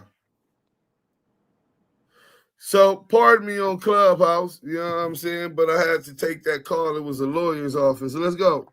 Big U, he heard Big U sell out the 40s to his big homie, saying that he was sorry that he had took a loss on their homie or whatever. And instead of being like, okay, the homie got this, the opposition sold up and giving us information, I want to get Big U. And his big homie tell him, shut the fuck up. You 19 years old, talking about you want to get Big U. You ain't said why you want to get Big U. You said that he said the Foleys did it, and they saying that the Foleys did it. So what made you want to get Big U? What'd he do to you? Shit crazy, man. Hey, the feds got to come better than this, my nigga. Explain to me the difference between a devout Muslim and him. And what she said, he like, look, I go to Juma, you know what I'm saying? And I, you know what I'm saying, believe in Allah, and I practice as much as I can, but I straddle the fence because I'm still over here dealing with over politics and prison politics. But Hannibal, which is Big U, you know, he adopted the Islamic culture completely. He dropped his flag. In our communities, you can't do that. That's equivalent to PCing up without PCing up. Like, if I'm a gang member and I turn Christian, Muslim, or non-affiliate, or I don't bang no more, I'm a second-rate citizen now. And what I mean by that's like PC. Second-rate citizen now. Seeing up. He's seeing up means that you go into protective custody, right? But when you turn Christian or Muslim or any of these other different religious denominations, right?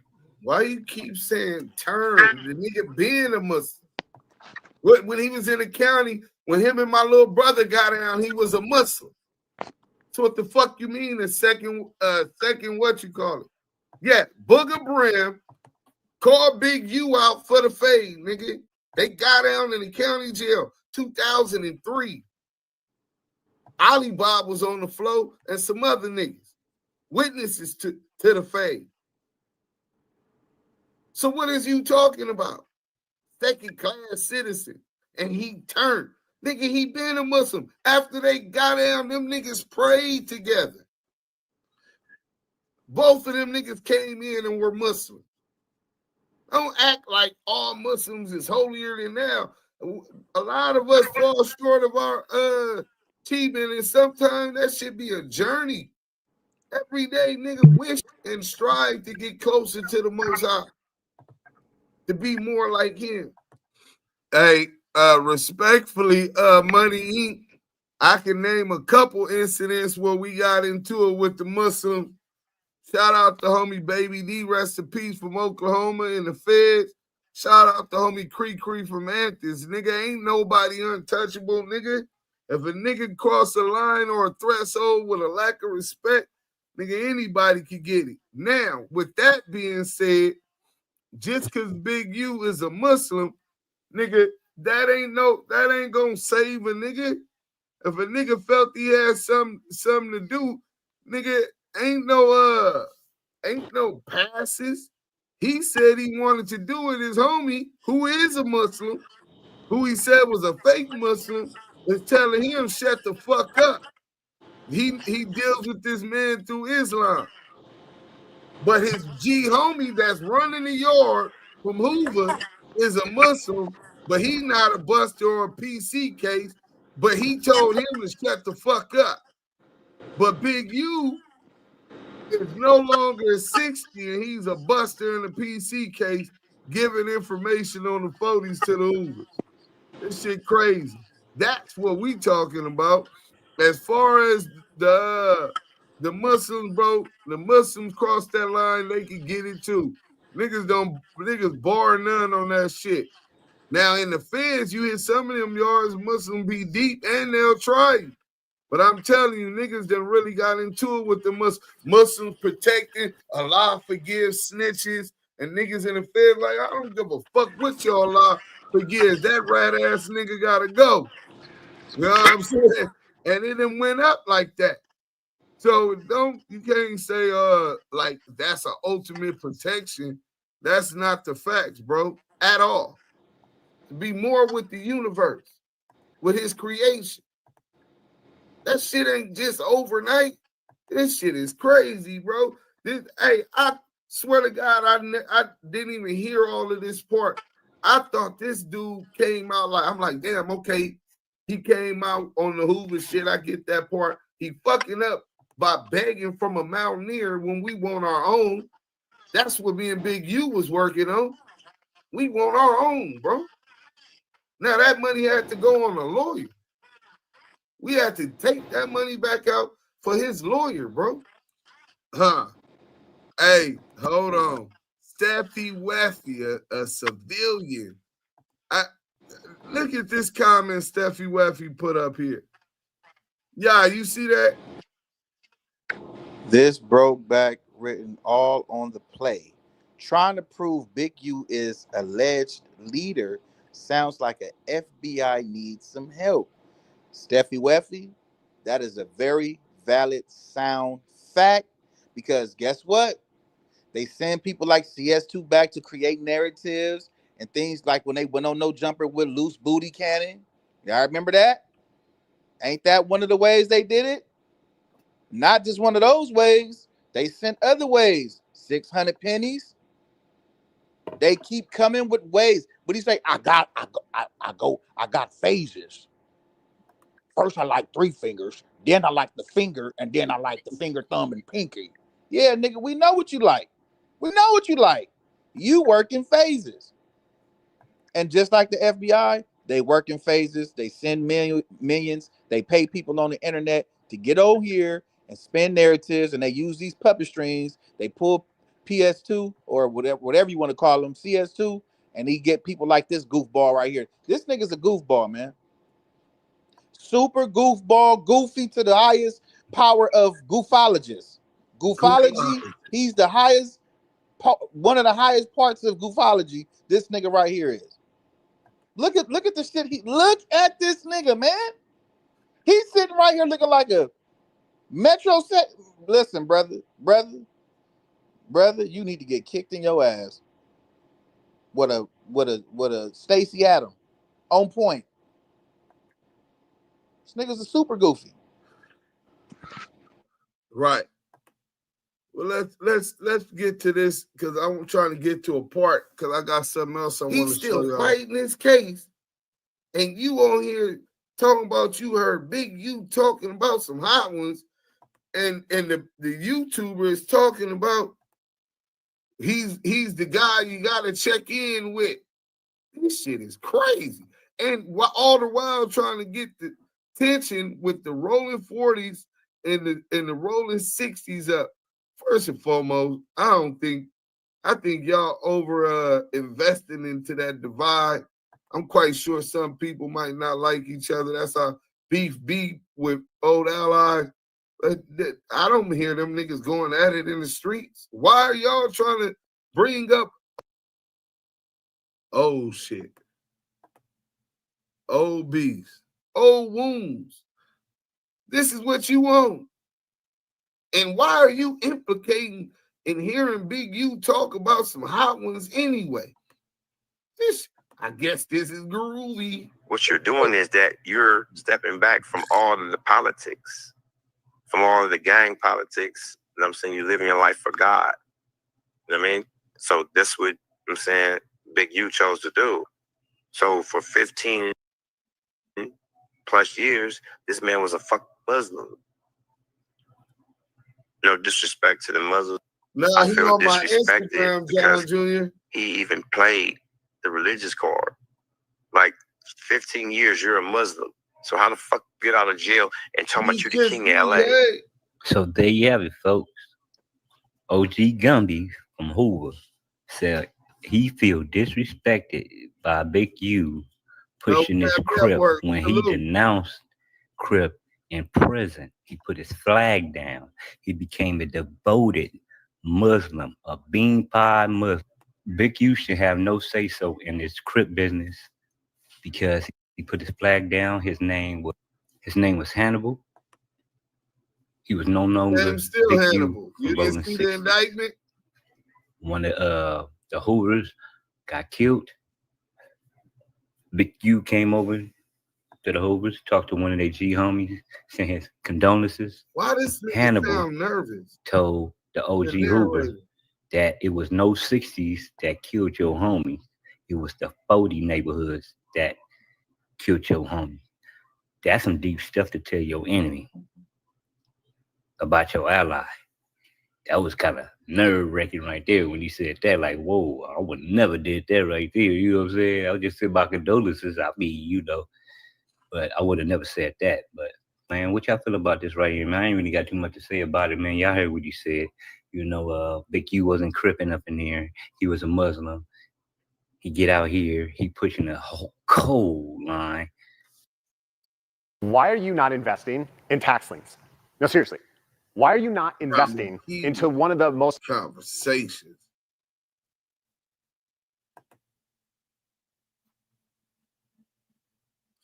Big U was out here pushing a cold. Right now at US Cellular, you can get 4 free phones plus 4 lines for $90. Hey, we're tired of having the wool pulled over our eyes with these hidden requirements. The man who brought the gang violence in his grid down throughout his tender from day uno, and they knew he was one of the ones that could do it, so they made sure they got him the bag to do it.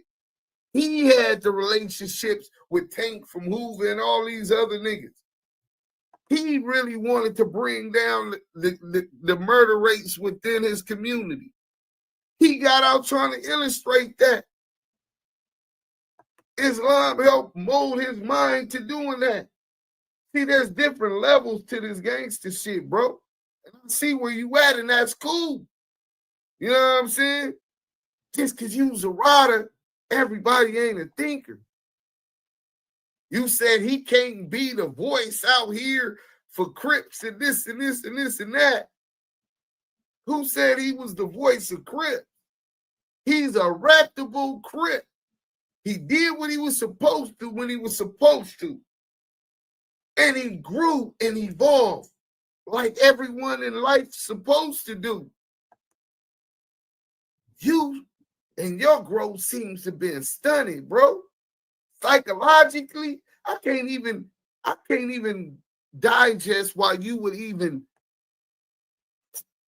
speak as if you was on this nigga level, bro. I done had conversations with Draws. He don't talk much. And he damn sure ain't gonna reveal how sharp he is, nigga. But he got comfortable with me and Most Scandalous Los Angeles one day, and we had a deep conversation as black men. Right now, I'll talk to you later. That's what he on. You talking about who's supposed to run this and that, nigga. You from Hoover, you should know. Don't nobody run shit, nigga. Nigga, it's the food chain out there. Them YNs will light your motherfucking ass up. You think they give a fuck? I was popping niggas 30 years ago, 15 years ago. What you doing now, nigga? Niggas ain't letting niggas, let alone Big U.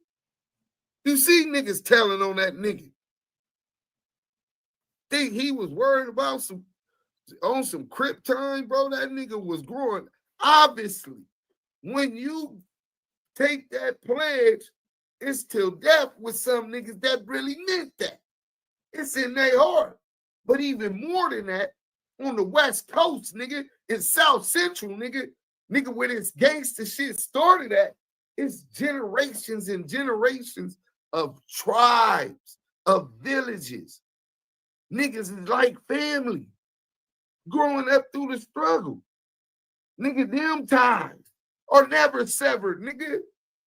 Oh, well, he because he grew spiritually and he turned Muslim, he turned Muslim on the street.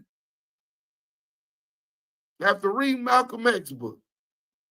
That doesn't make him no less of a Crip or whatever. He found himself and knew he had a higher purpose.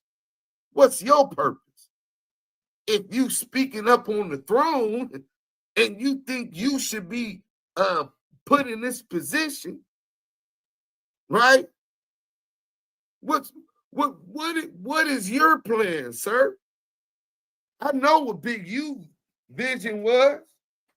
I know what his businesses was doing. I know the events I done ran with him in the community. What the fuck you done did for the community? Nigga has $6 million. Hold on. This shit is a language you obviously don't speak, my nigga. Nigga is talking about leadership, and he go post with a bunch of niggas on the block and think that's leadership. You got to understand the difference between instilling fear and dictatorship and leadership, right? Leadership, you would show and demonstrate by your actions whether or not people want to follow behind you, whether what you're saying is conducive with their ideals and goals, short-term and long-term moving forward. You have presented no goals. You just aspire to be seen in a certain light. You aspire to have some kind of control and power. Let's get to this real quick. You don't even sound like you understand the practical application of power, nigga. It's levels to this shit, nigga. Seems like you didn't even get admissions into a JC, nigga. But on some other shit, You say that hello, because he ain't denounced his heritage. That's the word, his culture, right? His cultural ties. He can't be a Muslim first and foremost. Ain't nobody judge a Muslim save Allah. Save Allah. Right? And if you believe in the 5 pillars of Islam, nigga, you's a Muslim. And then we are Muslims at the heart of everything anyway. Because all a Muslim is one who does the will of Allah. And we are doing the will of Allah whether we know it or not. All merciful, all wise. Alhamdulillah. But back to this, and you judging this, brother, let me get to this real quick. So let's go here, right? You're going to judge whether or not this brother could be a Crip and a Muslim. Well, let's talk about the house real quick, right? I want you to go to the motherland, to where the Hausa people live, right?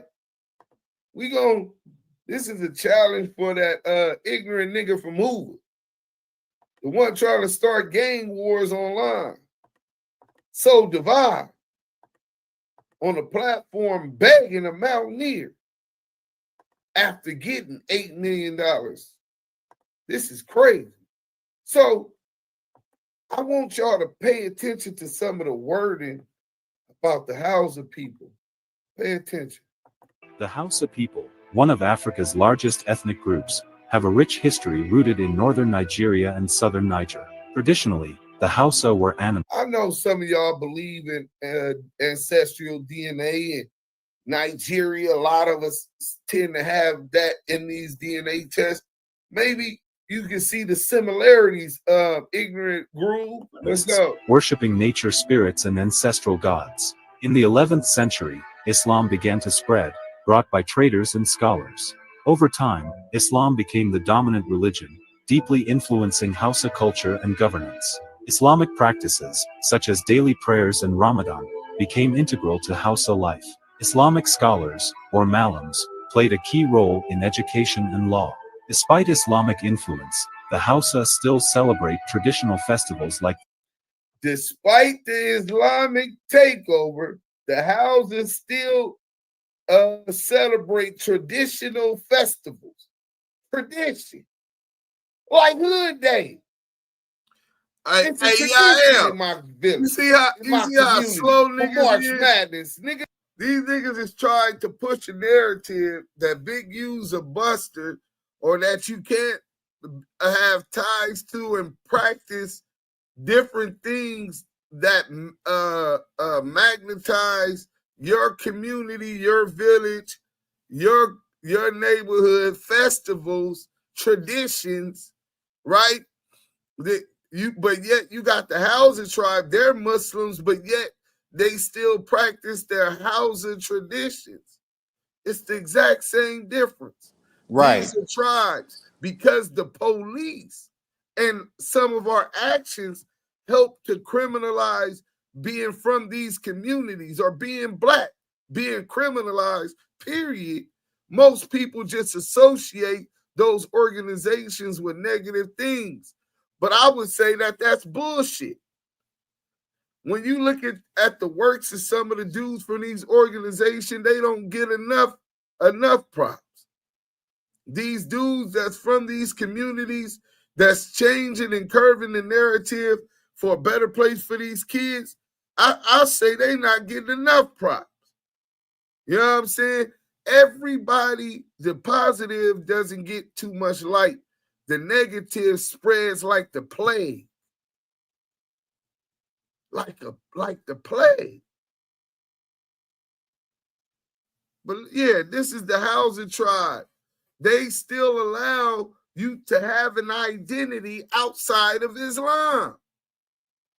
So if you identify and go to a festival for Hood Day with the people you grew up in your community, some of your family members, people you went to school with, people you played ball with. That in itself, associating, networking with, building with, constructively with those in your community is not something negative. That's what these niggas is trying to paint the picture as. If you associate yourself with these inner city communities and you're a member, which once you become a member, you're a member regardless. Niggas don't forget you shot them 25 years ago. That metal get real cold in the middle of the night, nigga. It stop niggas from sleeping and enjoying their sleep. They don't give a fuck if that was 25 years ago and now you a pastor. Nigga, they gonna treat you the same way as if they would have caught you 25 years ago. They just now catching up with your ass. But let's listen to the Hausa, and then we'll hear the Fulani, and then I'm going to show y'all something else. I made a song called March Madness, nigga. And you on here talking about a nigga can't be a Muslim. Talking about he can't be a Muslim and be a Crip. Nigga, it's the same thing. The culture, the traditional festivals. Nigga, we tribal people. And forget if it was in Africa. The same for those religious beliefs in the Americas, the Aboriginals here, bro. This dude is off, bro. Like the Durbar, a grand equestrian parade. Nigga, Today, listen. the Hausa continue to blend Islamic and traditional practices in their daily lives. The story of the Hausa people is a testament. Hey, John Jr., shout out my pops, man. So the politics has started, right? So my dad, John Jr., J.J. Brown, say, what's the difference with his homeboy being a Muslim and Big U being a Muslim? What about that? We gonna have to change his name from Gumby to Goofy Gumby Groove, nigga. Triple G, nigga. Goofy Gumby Groove, nigga. Goofy Gumby Groove, nigga. Triple G, nigga. Besides that, while he popping this, what you call it, my pops was also on the yard with Big U. On the yard with him. These niggas that lie in the face of Jesus Christ.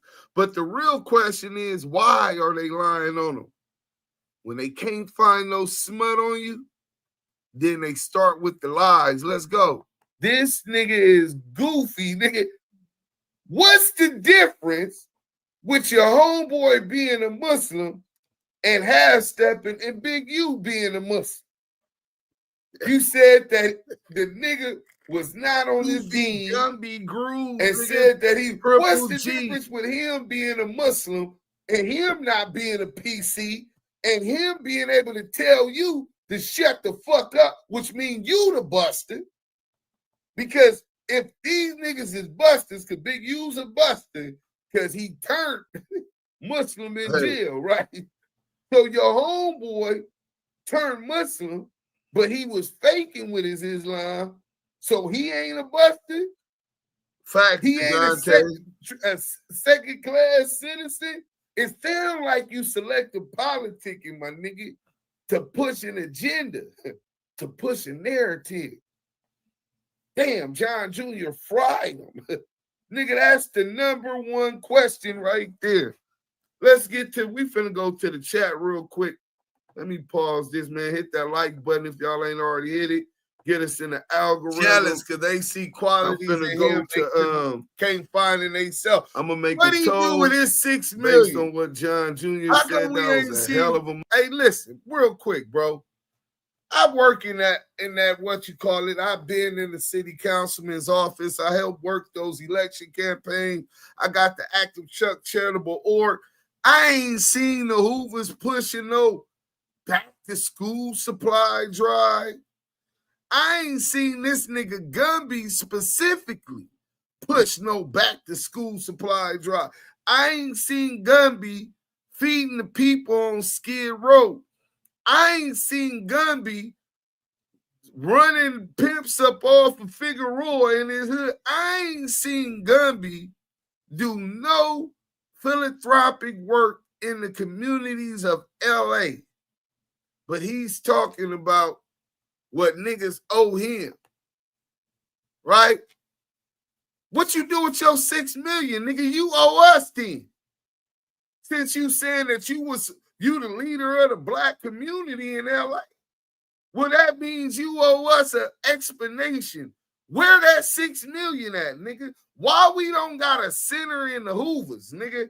Why Manchester Park don't got a center in there teaching martial arts and all of this positive stuff, Gumby? Hey, Groove, this nigga want to call y'all niggas for the war, but this nigga ain't gonna call y'all when he got that 6 million. I'm just saying, I know the Groove don't give a fuck about putting in work. Them niggas one of the most notorious sets for putting in work in LA. But y'all can't be a nigga sucker, man. He playing y'all like a sucker. He acting as if he care about what Adam 22 got going on, the kids in the culture, what Big U got going on, and the Big U not being able to be a leader because he's not this big Crip, right? He buried his flag. He buried his bone. You know? He buried his bone. He's no longer a Crip, so he can't lead the melanated communities in LA. This shit is crazy, bro. But he ain't telling us what happened to that 6 million. I'm just saying, don't call me and expect me to do a felony for free. Hey, on the dead homies, hey, Yael, listen, you my brother. I love you. If your life in danger, I'm coming, but you gonna owe me something if I come. Hey, brother, I get it. Hey, I agree. I get it. Yeah, listen, because I can't call Yael for all the smoke, and then as soon as I get on and I got $20 million, I don't call Yael about that play. I don't call Yael and tell him how we gonna get this together. I just call Yael when the shit that's could put him in jail, take him away from his family, fuck up his job and the promotion he just got, his entertainment career, music. He's on DJ listens, getting spins now. I'm going to say, fuck all of that. I want you to go down for me because we from the same hood. Hold on, here go Maria. Babe, what's up? I'm live. Mighty. All the Gumby did is smoke that dope. They said he smoked up on mamas. I smoked that 6 million. That nigga, hey, bro. Now, wonder that nigga's jaw didn't bounce back. Nigga, that nigga smoked off the whole 6 million. Motherfucking, let's get to the content. I'll be right back. For Triple G, hashtag Triple G. Triple G in the chat. Let's get Gumby Groove, nigga. Goofy Gumby Groove. He got that from Goofy Gumby Pussy Groove. No Honey, straight busting. Yeah. So I'm gonna put Triple G, nigga. So here goes the hashtag ETE in the chat. I just got some from the brothers too. I got you smoked out. Good looking out, bro. I got you as soon as I finish getting into the houses. So you got the Hausa people, you got the Fulani tribe. This is their customs. This is their culture, their unique culture, right? And despite their beliefs in Islam, they're able to still represent their village, their customs, their traditions. But obviously, Triple G believes that gang members in Los Angeles shouldn't have these rights, shouldn't have a culture, shouldn't have these unique customs, traditions. This is what his argument is saying. I mean, by his assessment, when he's trying to target Big U, let me see, is Gumby Whack 100's new exposer. Gumby Whack 100 new exposer? No. Hashtag ET's definitely working though. Definitely working. Hey, active in the chat. Degante Cobbin said, this shit is prime example of everything you see on the internet ain't the same when you see it in real time. Yeah, it's crazy, bro. It's really crazy. Let's go. The working and agenda. So some people might not believe it's whack, but might believe that he's definitely working with an agenda. Get active in the chat. The chat's where it's at. But yeah, so that's the Hausa tribe. So we got into the Hausa people and their religious practices. And it's customary within Islam. Fuck the streets and what he talking about. Within Islam. You could do that. You don't see the similarities in West Coast culture. The graffiti, nigga, the graffiti. You don't see the graffiti. The music. You don't see the West Coast twist, the South Central twist. You know what I'm saying? Nigga Cats and Chuck Taylors, nigga Active Chucks, nigga. You don't see our own unique culture. Nigga, it's in everything that we do. This is what the Europeans want to exploit. AJ Brown. So you want to devalue our culture? Right? Let me get to this other one. So that was the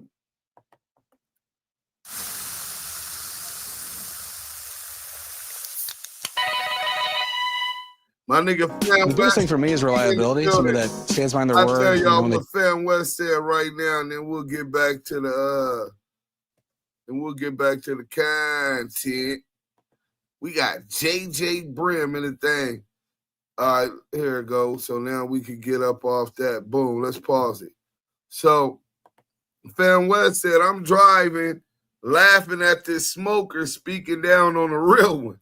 My unks ain't never said nothing bad about Big U. They did time with the homie. Yeah, that's crazy, bro. Niggas will just make some shit up and smut your name. Bro, this shit is crazy. Tell you about them dirty politics. Hey, kids, this is why you don't want to join these organizations. 2025, you see how fake this shit really is. Let's go. Fulani's, hold on. So that's not the only tribe, you know, if he wants to argue that that they're infidels because they still honor their shit. It's customary. So we're going to get to the Fulanis, right? See, I told y'all you teach. It's different levels to this leadership shit. This dude sounded like he was a goon, and because he was a goon and went through the wars that all other gangsters went through, that he should be a gangster, that he's a thinker. This is what he's trying to suppose. And here we are teaching him so early into his YouTube career. You know what I'm saying? Your first impression was big. But big for what? Let's get to this. Story of the Fulani. The Fulani people, one of the largest nomadic groups in the world, are found across West Africa. They possess a rich cultural heritage, deeply rooted in their pastoral way of life. Many Fulani people are devout Muslims, having embraced Islam over 1,000 years ago. Islam influences their daily life, guiding moral, social, and political decisions. Traditional Islamic practices such as prayer, fasting, and charity play a key role in their spiritual life. Sufism, a mystical Islamic tradition, has also shaped the religious practices of many Fulani. Fulani religious leaders, or imams, guide their communities through spiritual and ethical challenges. In the 19th century, the Fulani Jihad helped spread Islam across West Africa, led by Uthman Dan Fodio. Today, the Fulani continue to practice and preserve their Islamic faith, blending it with their unique cultural identity. Blending it, their Islamic faith, they keep that. Went to war for Islam to spread Islam, but they still keep their faith blending with their unique cultural identity. This is permissible by the in the Quran. This is nothing that's opposed to Islam. Now, if Big U is getting out there and sinning and going against Islamic beliefs, then that's something him and the Most High Allah has to deal with on his day of reckoning. That's not for me nor you to even judge. You think you're God? You're Triple G. How can you be God and make such decisions and judge someone on their religious practices? Nigga, where's your standard at? What have you done for the community? What have you done for the kids in your hood? Didn't you just get $6 million? Nigga, I ain't seen you at the 5K Peace Walk. I ain't seen you on Skid Row. I ain't seen you doing no back to school supply drives, nigga. What the fuck? Nigga come around here like shit sweet talking about Big U was a bad leader and he needs to do this, all the while begging a motherfucking mountaineer to do something in your community when you just had 6 million, nigga. Get the fuck up out of here with that bullshit, nigga. Now, if the white boy go for it, that's your play. But good luck with that. That nigga put you in jail. Now Dirk become a Muslim in the middle of the heat. But Big U been practicing. Now he has silence to regroup his spirit. Gumby is snitching. Listen, I told y'all what y'all thought. OG Mac Drama, salute. What up, Funk? Real Tune TV, I think he's a Hoover from Texas. That's whose platform he's on. Oh, man, they said he sounds scared. Sound like he in a trap house basing, using the plug for Active Chucks. Myron, Sight Sim Dog, salute, bro. We ain't on Active Chucks, though. Let CS2 back hit my channel. I might be able to go live tomorrow, man. He insinuating that Big U was scared in prison. G, yeah, get the hell out of here. Never heard Big U say he was the king of a motherfucker. Bro, Big U told me he don't run nothing, nigga. He run himself. That's all he want to be responsible for. Himself and them children, nigga. That nigga don't give a fuck about nothing else. Believe me. His businesses. You know what I'm saying? I believe Hawk when he said Gumby was fucked in prison. I think it's definitely levels and whack on level 1 still. He working for CS2. Shit crazy to even hear so-called grown-ass men with stripes talk like that. Yeah, that's crazy, bro. Salute, Mike B. Deuce, I'll say it. Hayden Clout. All right, Jerry said Hayden Clout. LA, is that why he stabbed him and got away with it? He was a Vic. I was ready to do life at 19. Lou for the Lou, yeah. Yep, he said Big Devil. All right, so that's the content. Y'all could go run that up. We can get back on that in a minute. Let's get to this real quick. You know what I'm saying? We're going to go on Instagram. I think I got the video there. So you talk bad and lie on Big U, smut Big U, like you didn't know what was going on over here. Damn, wrong shit. My bad. You know what I'm saying? Smut Big U, like we wasn't going to fact check the shit and bring into question your credibility. You know what I'm saying? You must not been paying attention, nigga. Nah, he must haven't, because anytime you put your mouth on somebody, pause, and you don't have the right information, you got to get fact checked too. Goofy, Goober, Groovy. The shit Triple G doing. That Big Miami movie, Jack. vibe, baby. Let me make sure we playing this, man. I'm only in town for a night. Oh, man.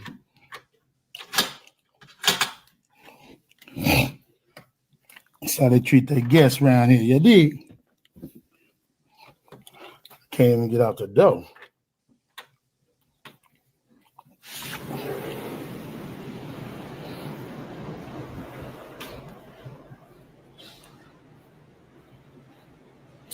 I'm 26th floor on this thing.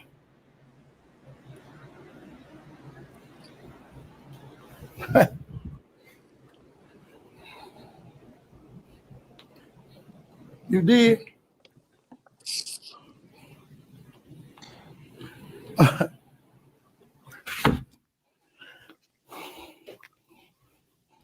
Miami Beach just because we jump off. You did?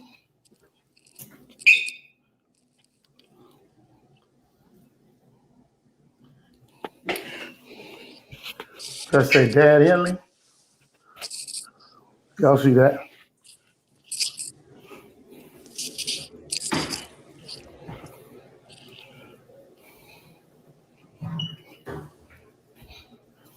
You think they made this thing big enough for me to fit in there? Yeah.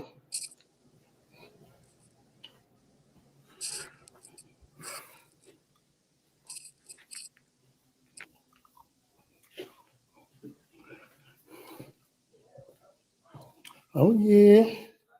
You know what I'm saying? When you're sitting there, you know what I mean?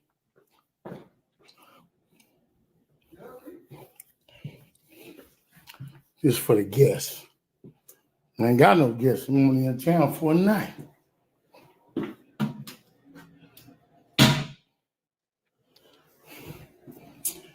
Yeah.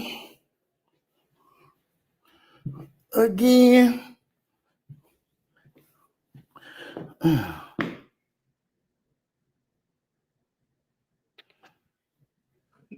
Yeah, that's fruit. Again.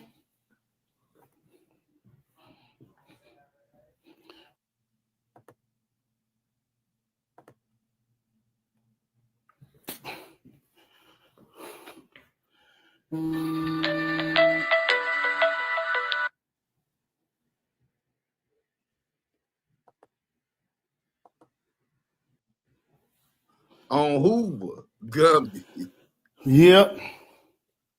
Play the Only in winners town too. for a night.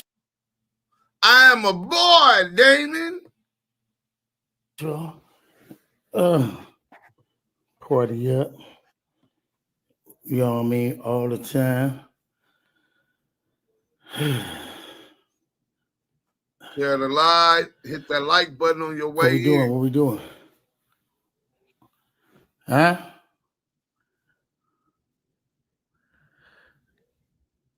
Oh, this that money. It's that money, baby. This that money. It's that money. I can see it when you talk. Even when you walk, it's a home on me. It's like candy. Ah. I can feel it if you feel it too. How that song go? That cameo. That's before y'all time. The homie just walked in. Pete! Yo, what's up? What's up? What they said? Oh, yo, what they said? What's up?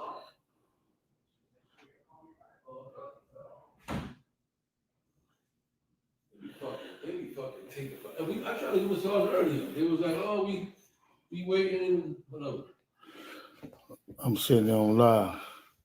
My nigga Pete just walked in. You already know what it is. Big you, my big motherfucking brother, man. What's up? You know we outside tonight, man. Birthday party tomorrow. Yeah, did. Movie tonight, you know what I'm saying? Fat Joe, DJ Khaled, you know, the whole TS. You know, big you gotta be on that all the time. All the time. We just here chilling, man. We're gonna get these massages. That's what we need. We need We're gonna go up tonight. And then we're gonna just stay doing it. You did? Right. All you gotta do is say something crazy. I'm just gonna hit the block button. You'll see yourself removed.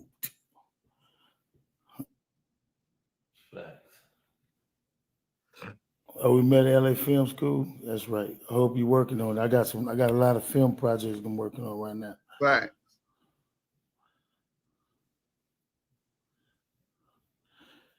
Yeah, we're going up, man. We're going up. Tonight is lit. Club 11. You already know we outside. What club we going to? Club 11. We're going to Club 11 tonight. The hottest shit in Miami. Club 11. Yep. All I do is uplift people, man. I don't worry about this fuck shit, man. Y'all gotta understand, man. People gonna talk. These lanes make money off of using Big U name. These You know what I lanes mean? make They ain't money gonna off never of pull using up. Big U name. One thing is for Ain't certain, right? pulled up. Everything they say, Big U did it, man. They got me doing so much motherfucking shit. I don't even know what the fuck I don't even know what I'm coming. Then I didn't do it. Niggas got you in a whole bunch of different places at one time. At one time. They say, y'all, you know, it's another new one too.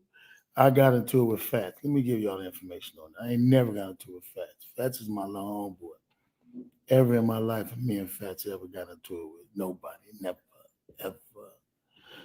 ever. So you got to figure that one out anyway. So all that shit them fuck niggas telling y'all stupid for listening to any of that shit. But y'all been listening and responding to this fuck shit these niggas been saying for the last, for this 6-7 years. Why you gonna stop? Not longer than that. Longer than that. Y'all was accusing me of shit that I ain't even do. And what's funny, I wasn't even in town. So figure that one out. But I ain't gonna address this. We winning. Oh, yeah. How about that? We winning. That's a fact. We ain't losing. We definitely winning. We ain't losing. Boy, Damon. We winning. We doing positive work. You know what I We mean? got the motherfucking juice, nigga. Got the juice. How about that? We can go anywhere, any motherfucking way, all over, anywhere. We can go anywhere we want to go. Anywhere. Anywhere we go, we set. Y'all gonna figure that out tonight when we touch that town. Tonight, man. Y'all need to get y'all math right too. How y'all say I was jealous of somebody, and then y'all say I was getting $1 million a year? Your math ain't correct, man. I'm getting $1 million a year, and I'm jealous of a motherfucker. Y'all gotta get this shit correct. Niggas got the game fucked up. I got the game. I'm getting $1 million a year, but I'm jealous of somebody. I'm hating on somebody. Come on, man. Where the incident report, Gumby? I'm having fun. Let me tell you what I do. I put over, up to now, 1,000 kids, over 1,000 Black men, Hispanic kids, women in college. I've helped and been instrumental in over 12 Black boys from South Central LA making it to the NFL. My son being the last one. I ain't finished yet. Creep, what's You know that? what I mean? I donate. I'm the one, Big U, that all of the first one to ever do 3-day weekends for our neighborhood. And now you see all these dudes doing it with the concert, food giveaway, health and wellness. Better look that up, developing option. That should go all the way back to 2007. I was doing that. So everything you see all these other people laying claim to, that came from me. I'm the first one. So you want to talk about what I did do? Let's talk about that.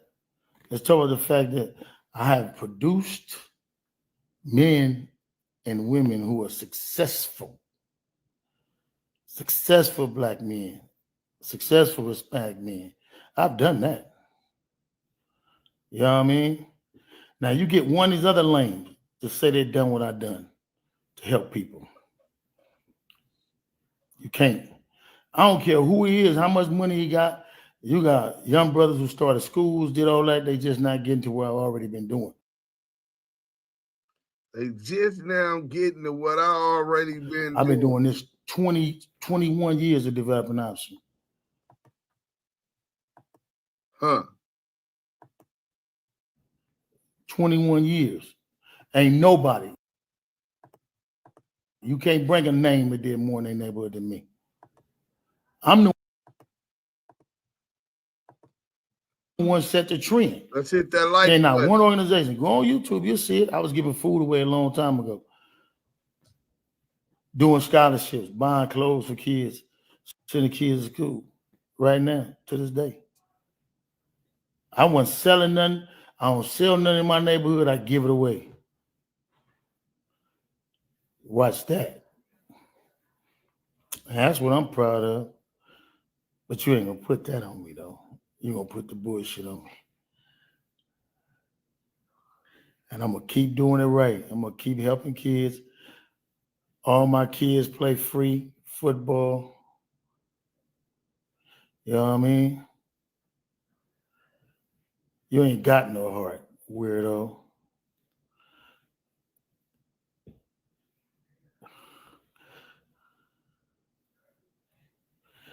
What? When you gonna start working with? I ain't really been on music, man. I ain't been on music in years.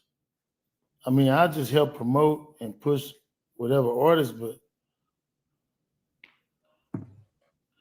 you know what I mean? I ain't on music like that though. We into more, we into shit more interesting. Yeah.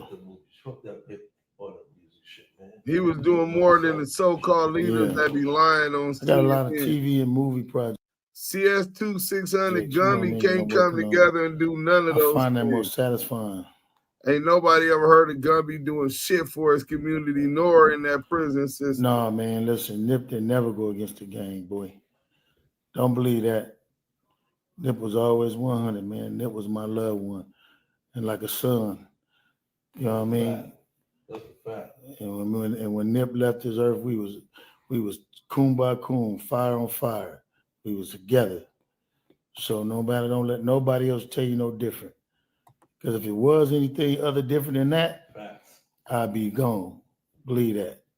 It was 100 motherfuckers. He had a letter from the president. I'm gonna say one. You know what I mean?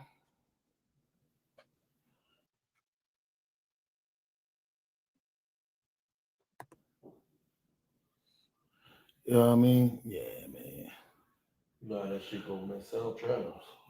You gonna look, man. The best selling tool that anybody got is hate and jealousy. You know what I mean? Let's just keep it 100. Just keep it 100. You know, just the fact of the matter is, what would I gain by hurting my own son? You know what I mean?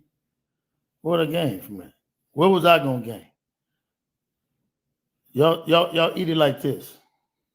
Eat it like this. I got nothing to gain. Nothing. You either got to be gaining something to hurt somebody or preventing something to hurt somebody. Y'all stupid. Y'all sound real stupid. Like stupidity. No, motherfuckers don't know you. Motherfuckers that be thinking and go with the hype and all that. Yeah. That just be motherfuckers that be hating and motherfuckers that don't know you. When you know somebody, you know what I mean? You know the person, you know what I mean? It'd be different stories. But now, you know, everything is social media and all that. That's what it is. They get on there and say what they want to. They can say, yeah, exactly. They can You know say what They can get on social media and say what they want. Nipsey was our fucking brother. Yeah. He was my little man. We ain't gonna even talk about that no more. I mean, I just want to just let that be known. I know Yeah. for a long time.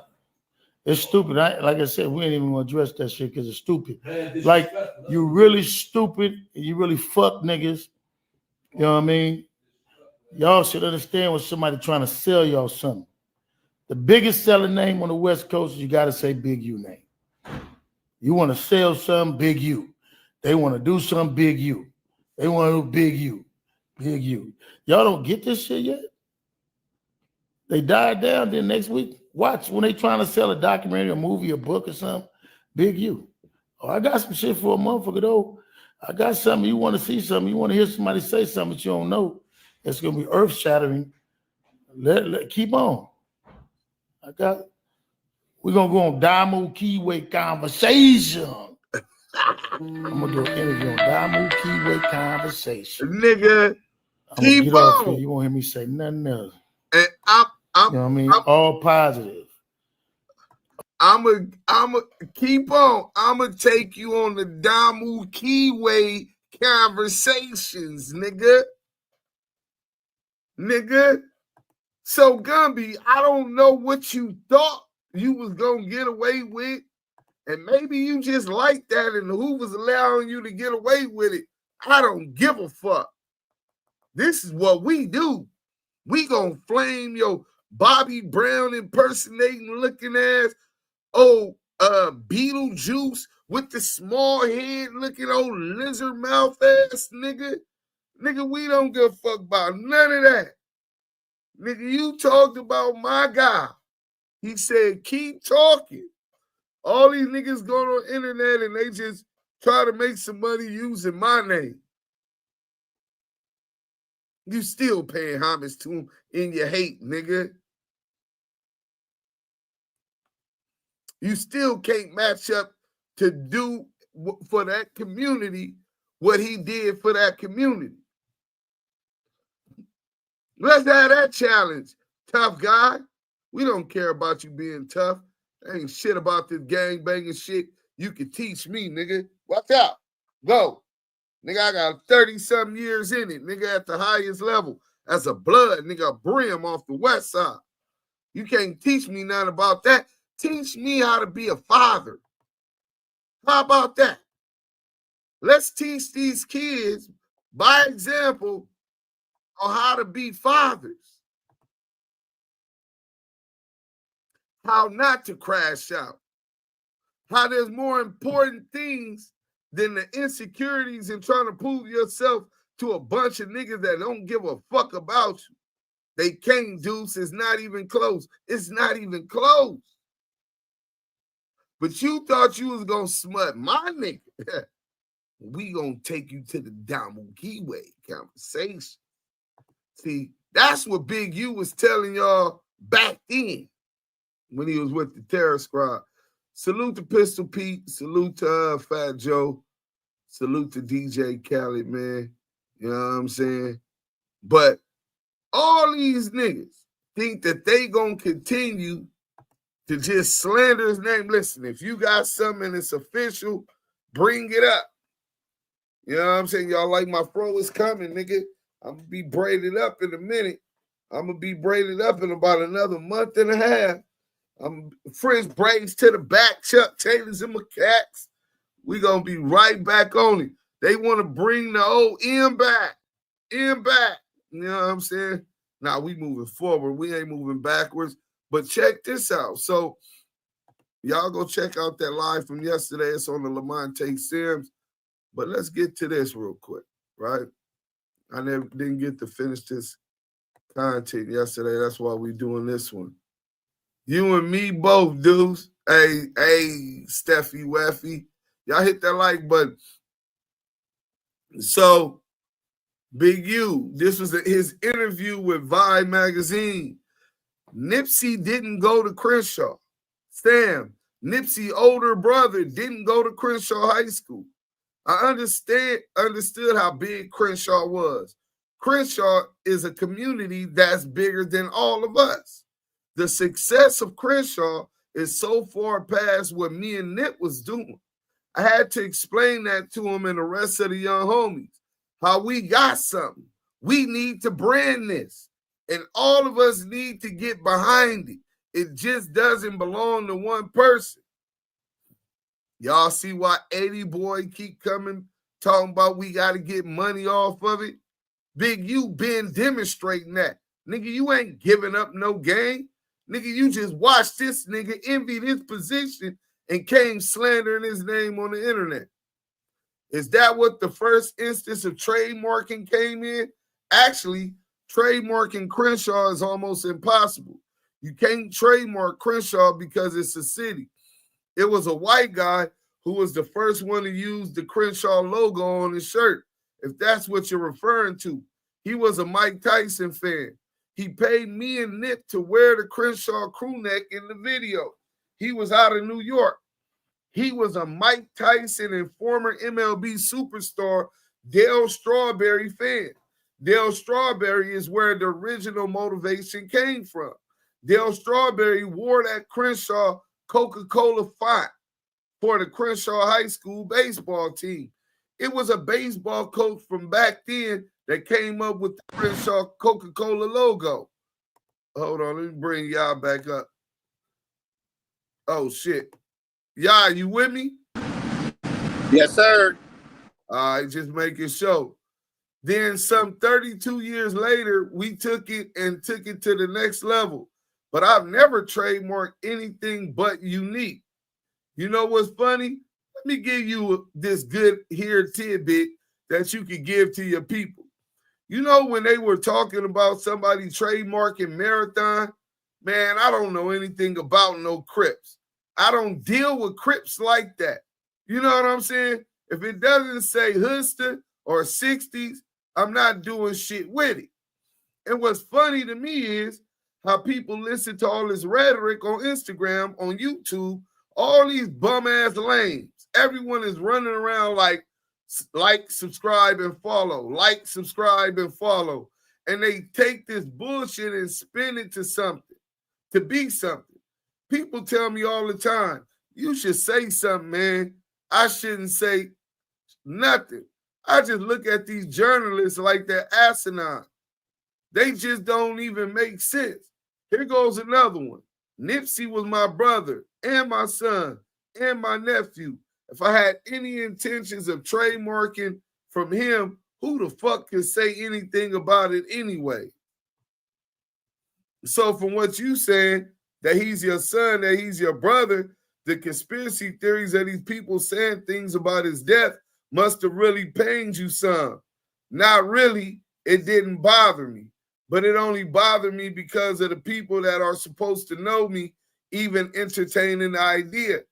It will bother me if you claim you're someone who's supposed to know me and you're even entertaining the bullshit. And the shit don't make no sense. You know what I mean? It doesn't make any sense that they're trying to make me and him be enemies when clearly, motherfuckers, I just was with them. Got you. He came and got me and flew me out of town. But you know, it's the same way I tell people all the time. It's the same shit. They say Suge set up Tupac. So who am I? I'm not no different than Suge. Ain't no nigga be fitting to be sitting in the car when motherfuckers are shooting at him. For them to say that about Suge, you don't think those same motherfuckers are going to say the same about me? Yeah, but that must hurt though. I hear what you're saying. It hurts when people close to you even think to entertain the idea. That's the point. It ain't even the fact that the lames do it. What hurts the most, my daughter and my kids. You know me, it doesn't bother me. I've been disliked around this world for years, but to them, it bothers them. Then they have to deal with the bullshit of the world. That's the only thing that makes me want to go knock one of these dudes' heads off because it's all lies. And my thing is, if you really love Nipsey, why are you going to sit around and let people say false shit about him? Word. You know what I'm saying? What does that lead to? What happens after the case is over? And Big U may not know when the case is over, but guess now what happens? Now I see them right now. I did the Kev Mac interview and showed them the text messages of me and Nip texting the day before he died. And we were texting about some business. I showed that on the Kev Mac interview, right? Right after I did that, and that shit came out, everybody started changing their tune. Now you got a lot of these lames talking about nobody ever accused you of killing them. You came out and said you didn't. Well, that's because you lames were putting out fake ass posts saying the police was looking for me. It was then that I learned fast, don't address anything ever said on the internet. That's why I never address it. Big U doesn't dress too much shit, but he loved and respected the Damu and Kiwe Conversations to grant us the exclusive interview when he did finally address it. That's on our channel. He invaded Clubhouse. It was another viral moment. You know what I'm saying? But he respected us that much, and he loved his people that much because he believed the community needed to hear answers to the allegations that were being funneled and peddled for profit on the internet. False allegations, just like Triple G. Here's the question I have to ask. There's people at home on their laptops that have the audacity to come up with conspiracy theories. Don't they have the fear of writing this and then coming back into your town not knowing if there'll be repercussions or not? Well, let me say this to you. I'm going to handle every one of them I catch. I don't give a damn what nobody said. If you think I did something, you're going to know I did something. That's not even a question. That's an obligation because you hurt my family. Your malicious attacks is an attack on my kids and on my family. So yes, I promise you that. You can write that down too. I don't care. I'm not letting none of them go. I ain't did nothing to nobody. I shouldn't have been accused of doing nothing to nobody. It's just clickbait. Somebody's making money, lying on me, or putting me into some bullshit I had nothing to do with. You know what I mean? I'm not the type to forgive and forget. I'm not Martin Luther King. I'm not going to let you slap me and turn the other cheek. Talk that shit, Big U. Switching gears to the new and developing projects. I did a deal for this documentary with FX before Nip died. I did a deal that I wrote. Me and Jimbo wrote it. And FX picked it up right before. Who's Jimbo? That's my guy. That's one of my partners. He's a Paru from Compton. He came up with the idea and we pitched it to FX.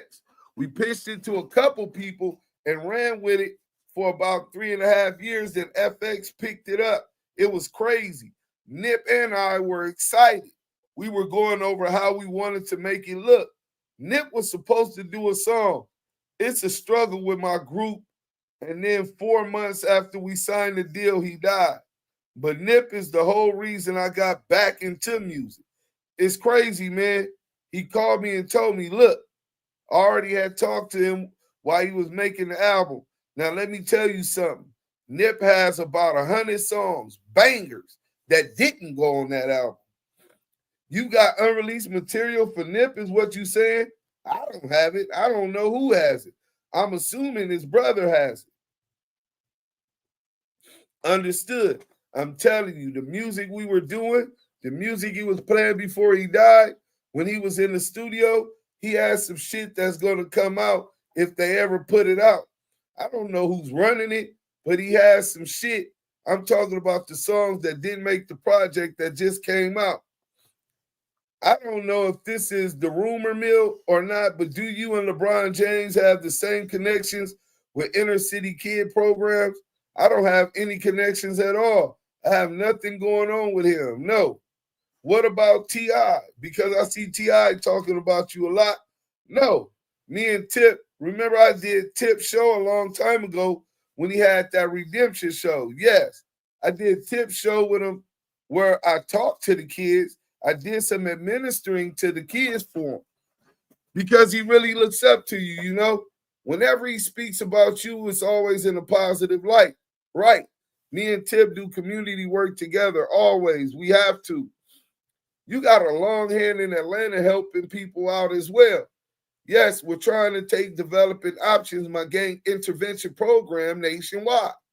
With Developing Options, we got the gang violence down 70 to 80% in LA from where it used to be. There used to be murders every day.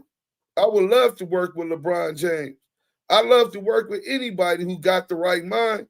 I like what LeBron is doing. We definitely need LeBron and a lot of brothers who have money that I don't to be able to reach these kids. I know if I had access to the financing, I could put more kids in and graduate from college than I am right now. How do you feel waking up and walking around as one of the most powerful men in LA? Does that take a toll on you?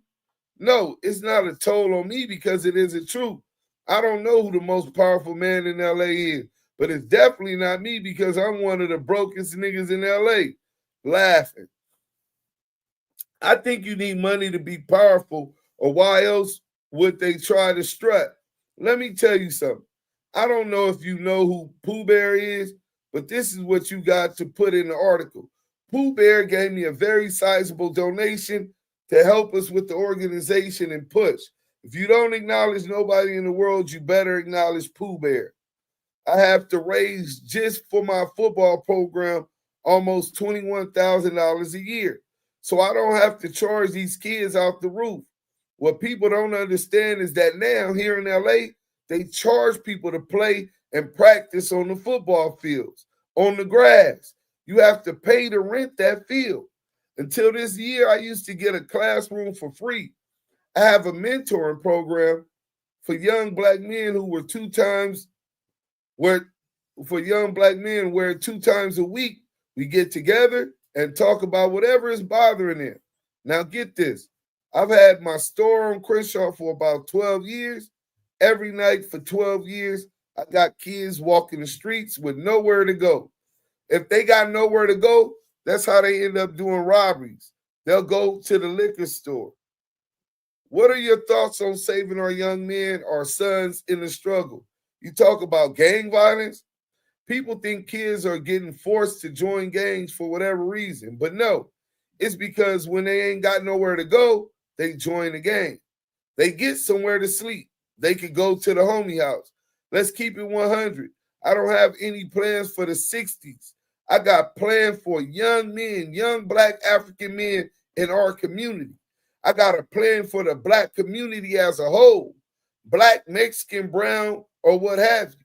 I did that years ago. Now I'm trying to save. I'm trying to save people. And if they were saved on the road to it, alhamdulillah. But I got one for the 60s, the Bloods, the Crips, the who all ever. Because right now, I don't have no choice on who walks in my door trying to get help. The only problem is I can't help everybody. Let's check out this picture real quick. Let's blow this up. So I guess it was all fraud that Big U was helping these kids, right? Let me hear what y'all saying about this. This is some powerful shit, man. This was 2020. Big U been on that same mission, man. You know what I'm saying? What y'all got to say about that? The name Crenshaw is a developer's name. Gumby spend more money on that dope habit than Whitney and Bobby. Right. Nigga blew $6 billion on crack rock. No, I think it was Christina Aguilera. That's why it's even worse. $6 million, bro. Nip went to Hamilton or Fairfax. I get those two mixed up. You know what I'm saying? Them schools a little too uppity for my taste. But Quaz only, but Puffy set them all up. Pampero Furpo, salute, man. You got me, Deuce? No, go ahead, King. He blew all that money. I said, shit. We all can't be Antoine Walker. Remember Antoine Walker? Tippy toe for the Boston Celtics. Man, it used to be every time he made a play, he shimmy on a nigga. Nigga was shimmying them shoulders. That nigga blew he blew $108 million. Man. And I'm gonna make a song about him. I got a song about it. Want to hear it? So think about it. LA gang members among black sets is down by a lot in 2025. So that means Big U helped contribute to that by curbing a lot of young niggas growing up with better options than the turf. Hey, listen, Sepulveda the Prince, that's the whole point, bro. You know what I'm saying? That's the whole point. You can't deny his influence positively. While this nigga talking about who running the Crips, Big U said, I don't run shit, and I ain't the most powerful nigga in L.A., but nigga, I'm helping these kids. You know what I'm saying? That's all he had a plan for. He said he didn't have no plan for the 60s. You know what I'm saying? He's developing options for these kids so they don't make those bad decisions. Any plans for honoring Nipsey in the future? We got a couple things planned that we are going to do. My organization is going to do something. I'm going to always honor Nip. We put a trophy together with our banquet in honor of Nip. I know the city wants to do something. The city is sitting down with me to do some stuff too. So we're trying to make it big, man. Nip was our young prince. I see him as legendary before. I seen him as legendary before anybody did. I saw him as legendary before the world did. I'm the one that invested in him first. When nobody else invested in him, Big U invested in him. I saw the legend in him first. I saw the legend when none of y'all saw it. And let me tell you this. I brought the legend to Vibe in New York. I brought the legend, took him all over the country. I paid for all them flights for us to go everywhere in the beginning because I believed in the legend. Y'all take that for what it's worth. You know what I'm saying? Gumby, you all the way out of pocket for even trying to compare yourself to Big U. You know what I'm saying? Let me get up out of there. We finna get back into this real quick. And then it's a couple more things I want y'all to see. All of them short. I'm talking about we should be done in the next like 6-7 minutes. You know what I'm saying? Just let me find these other links, man. Nasty work, man. A brother like this who done more in the community in South Central LA in my lifetime than any other melanated person that looked like us. Fuck the gangbang shit. Like I said, you niggas can't teach me nothing about no gangbanging. I excelled at that. I was successful gang member. Went and did a lot of time in jail. I didn't turn down no fades. I didn't do no homosexual activity. I didn't make the B look bad in no way. You know what I'm saying?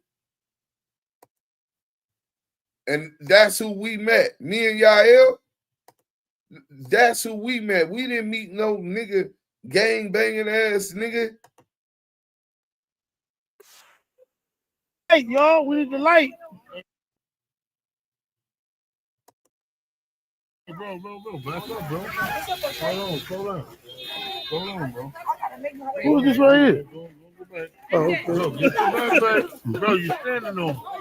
You already got one. You ain't getting no two. On the backpack. Oh, come on. I thought your equipment was one. Man, y'all can't step on them. Yeah, don't step on the back, please. If you step on it, you gotta take it. What? Hold on. Good.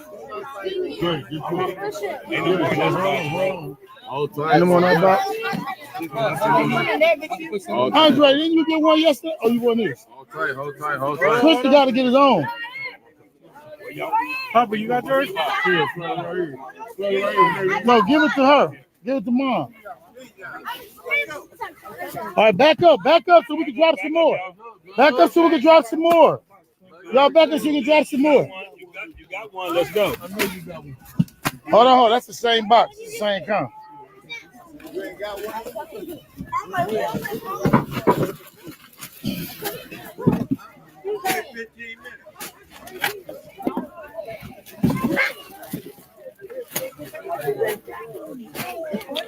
All right, go ahead, grab one. Hey, you ain't got a rush. You want that one? Y'all both want that one? You want that one? Here, there's another one right here. All right, go ahead.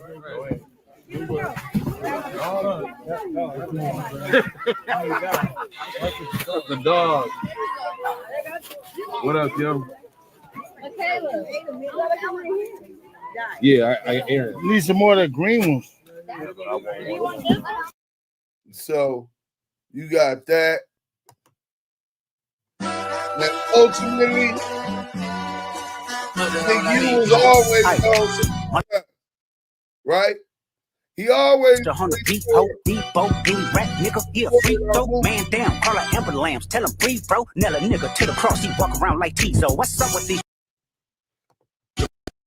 So when you got somebody, and let me tell y'all this, because we finna end this, and I know Yael remember this shit, so he'll be able to tell y'all a little bit about it.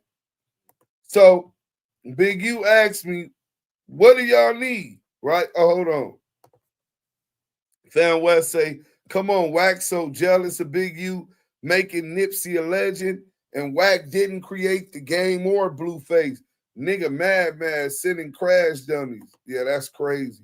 Look at these babies. Praises be the Most High for the provision. Let Wack tell it he paid for all that. Incredible diapers. This is the definition of no, I used the incredible diaper proceeds to donate to developing options. I was there before he got his grid badge and his BlackBerry phone, you know. Hey, but now, Gumby, I know that you might have forgot doing all that time in prison, the power of that smile that be on them young kids' faces, your nephews, nieces, little kids growing up in the community, bad kids, growing up under some of the same circumstances you grew up in. When that shit is priceless, bro.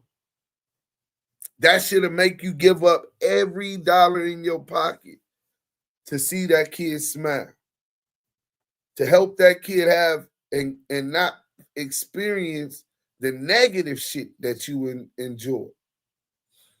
And so while you was talking about power and controlling LA, I don't think y'all hard enough, honestly. If y'all was, y'all would already do it. I don't think no hood in itself is strong enough to run LA, let alone the Hoovers. Y'all got way too many enemies that's not just finna jump on board because now y'all want a peace treaty. So how do you and why would you even aspire to have such a blurred vision on power? Who wants power? You got influence. You got a story, a testimony that instead of trying to blow it up like Hoover is the life to live, when it sound like somebody was finna take them cheekers. I mean, I've been hearing stories about it. You say that's not what happened, but you admit that he whispered to you, now you my bitch. That's exactly what happened in that movie, South Central. Now you my bitch. After a nigga stick you with a knife. You know what that meant. Whether he got a chance to make those advances or not, he was going to punk you. You knew clearly what his intentions meant. And you wasn't going for it, rightfully so, as a man.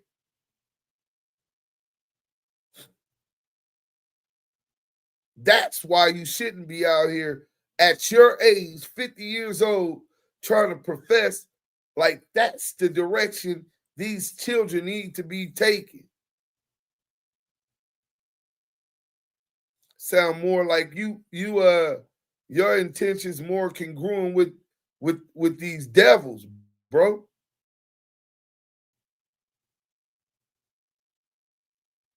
We not doing none of that.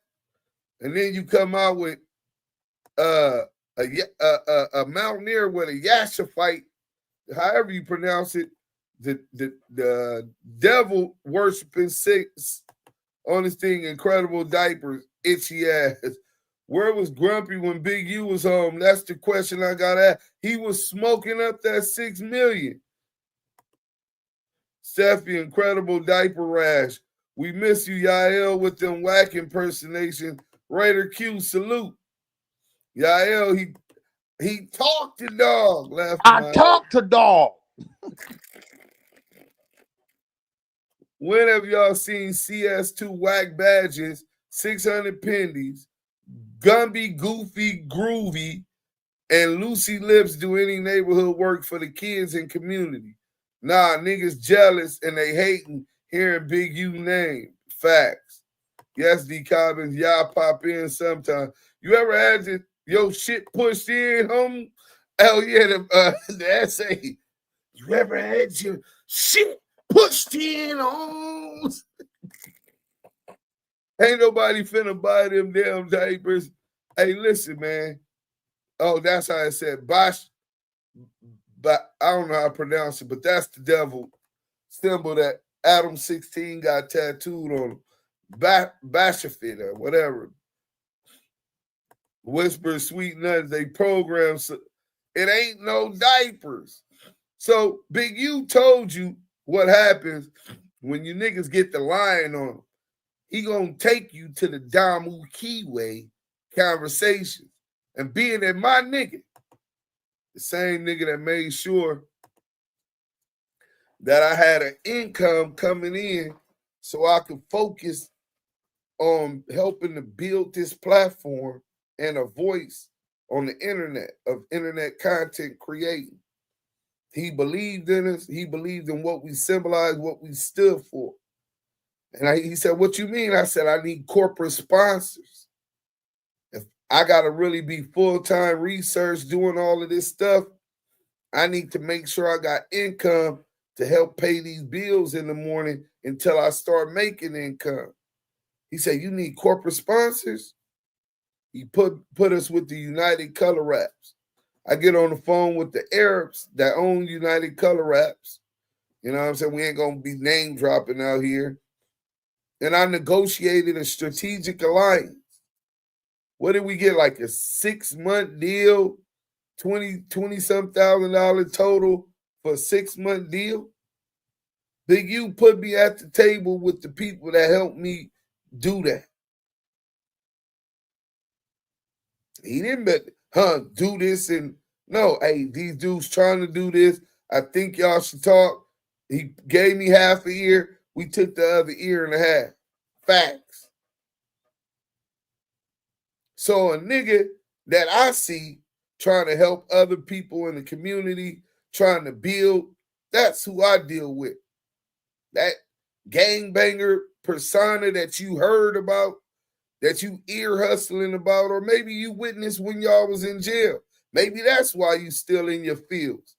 Maybe he embarrassed a couple of your homies or something, or even you, and you got some personal vendetta against him. But what I do know is this. That man would prefer to be considered Malcolm X than he would be preferred to be considered a Crip or a gangbanger. And that says a lot. So for those who says that he straddled the fence, you can look at it like that, and I'm quite sure Crackhead Eddie and those that hate him are going to look like he straddled the fence as if they could judge. But Eddie just stole some money from several people, including the Imam. Some brothers in the masjid ran off with the money. Is that the way of Allah? Is that the way of Islam? You want for your brothers what you want for yourself. So stealing from brothers in the Ummah, that's the way of Islam? Sound like you have stepping and you ain't on your deen. So let he who without sin cast the first stone. But don't throw a stone if you live in a glass house. Can't nobody judge in whether or not Big U is a Muslim or not. Can't nobody judge that. Is he known as a Crip? Probably the most known Crip in the United States nowadays. I don't know no Crip that's more famous than him for really cripping. He's going to always be known as that.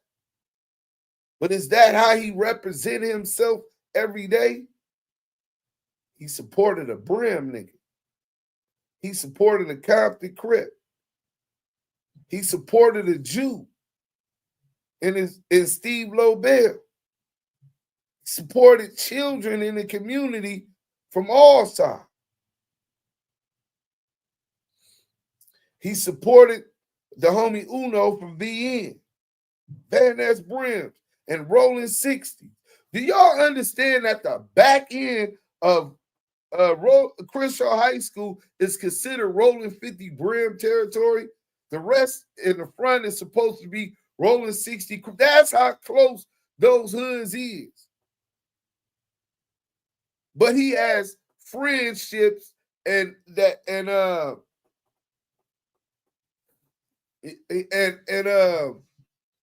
rapport with niggas from VN, getting money with niggas from VN, niggas from Blackstone. Crippin don't do that. So even though that's still what he is, he's evolved into so much more. You know what I'm saying? Salute to Big U. I just had to get this back up in here. You know what I'm saying? For those that didn't see it from last night, I had to get that up in here. It's already 6 o'clock. I'm going to go live again tonight. I'm going to get the content together, but I got to eat. I ain't ate nothing all day. So after Big U came in after Wack and surpassed him in the entertainment industry and community activity, man, listen, bro. It ain't even a competition. You know what I'm saying? But look, Damu Kiwe Conversations, Yael, salute to the brother. We out of here, man. The Damu Kiwe Conversations.